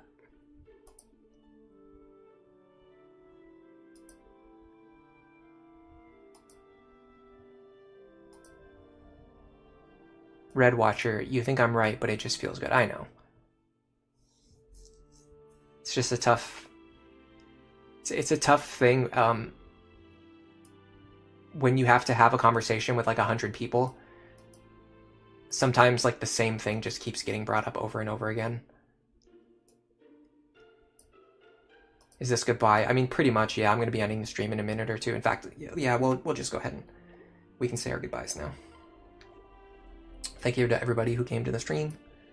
If you want to stick around for a minute or two, it's going to redirect to someone who's streaming Shadow Dragon right now. Fire Emblem Shadow Dragon, which is like a remake of, if you don't know, it's a remake of the first Fire Emblem game. But thanks to everyone who came, for the chatters. Sorry I was another low energy day. I think I played a lot better though. My energy levels weren't great, but I definitely did better prep beforehand to make sure that my play was not as scuffed as last week, especially with it as hard as these chapters were. I wish we could have done one more chapter, but I just don't think I have it in me right now. I have to go make something like some real... I actually skipped breakfast this morning.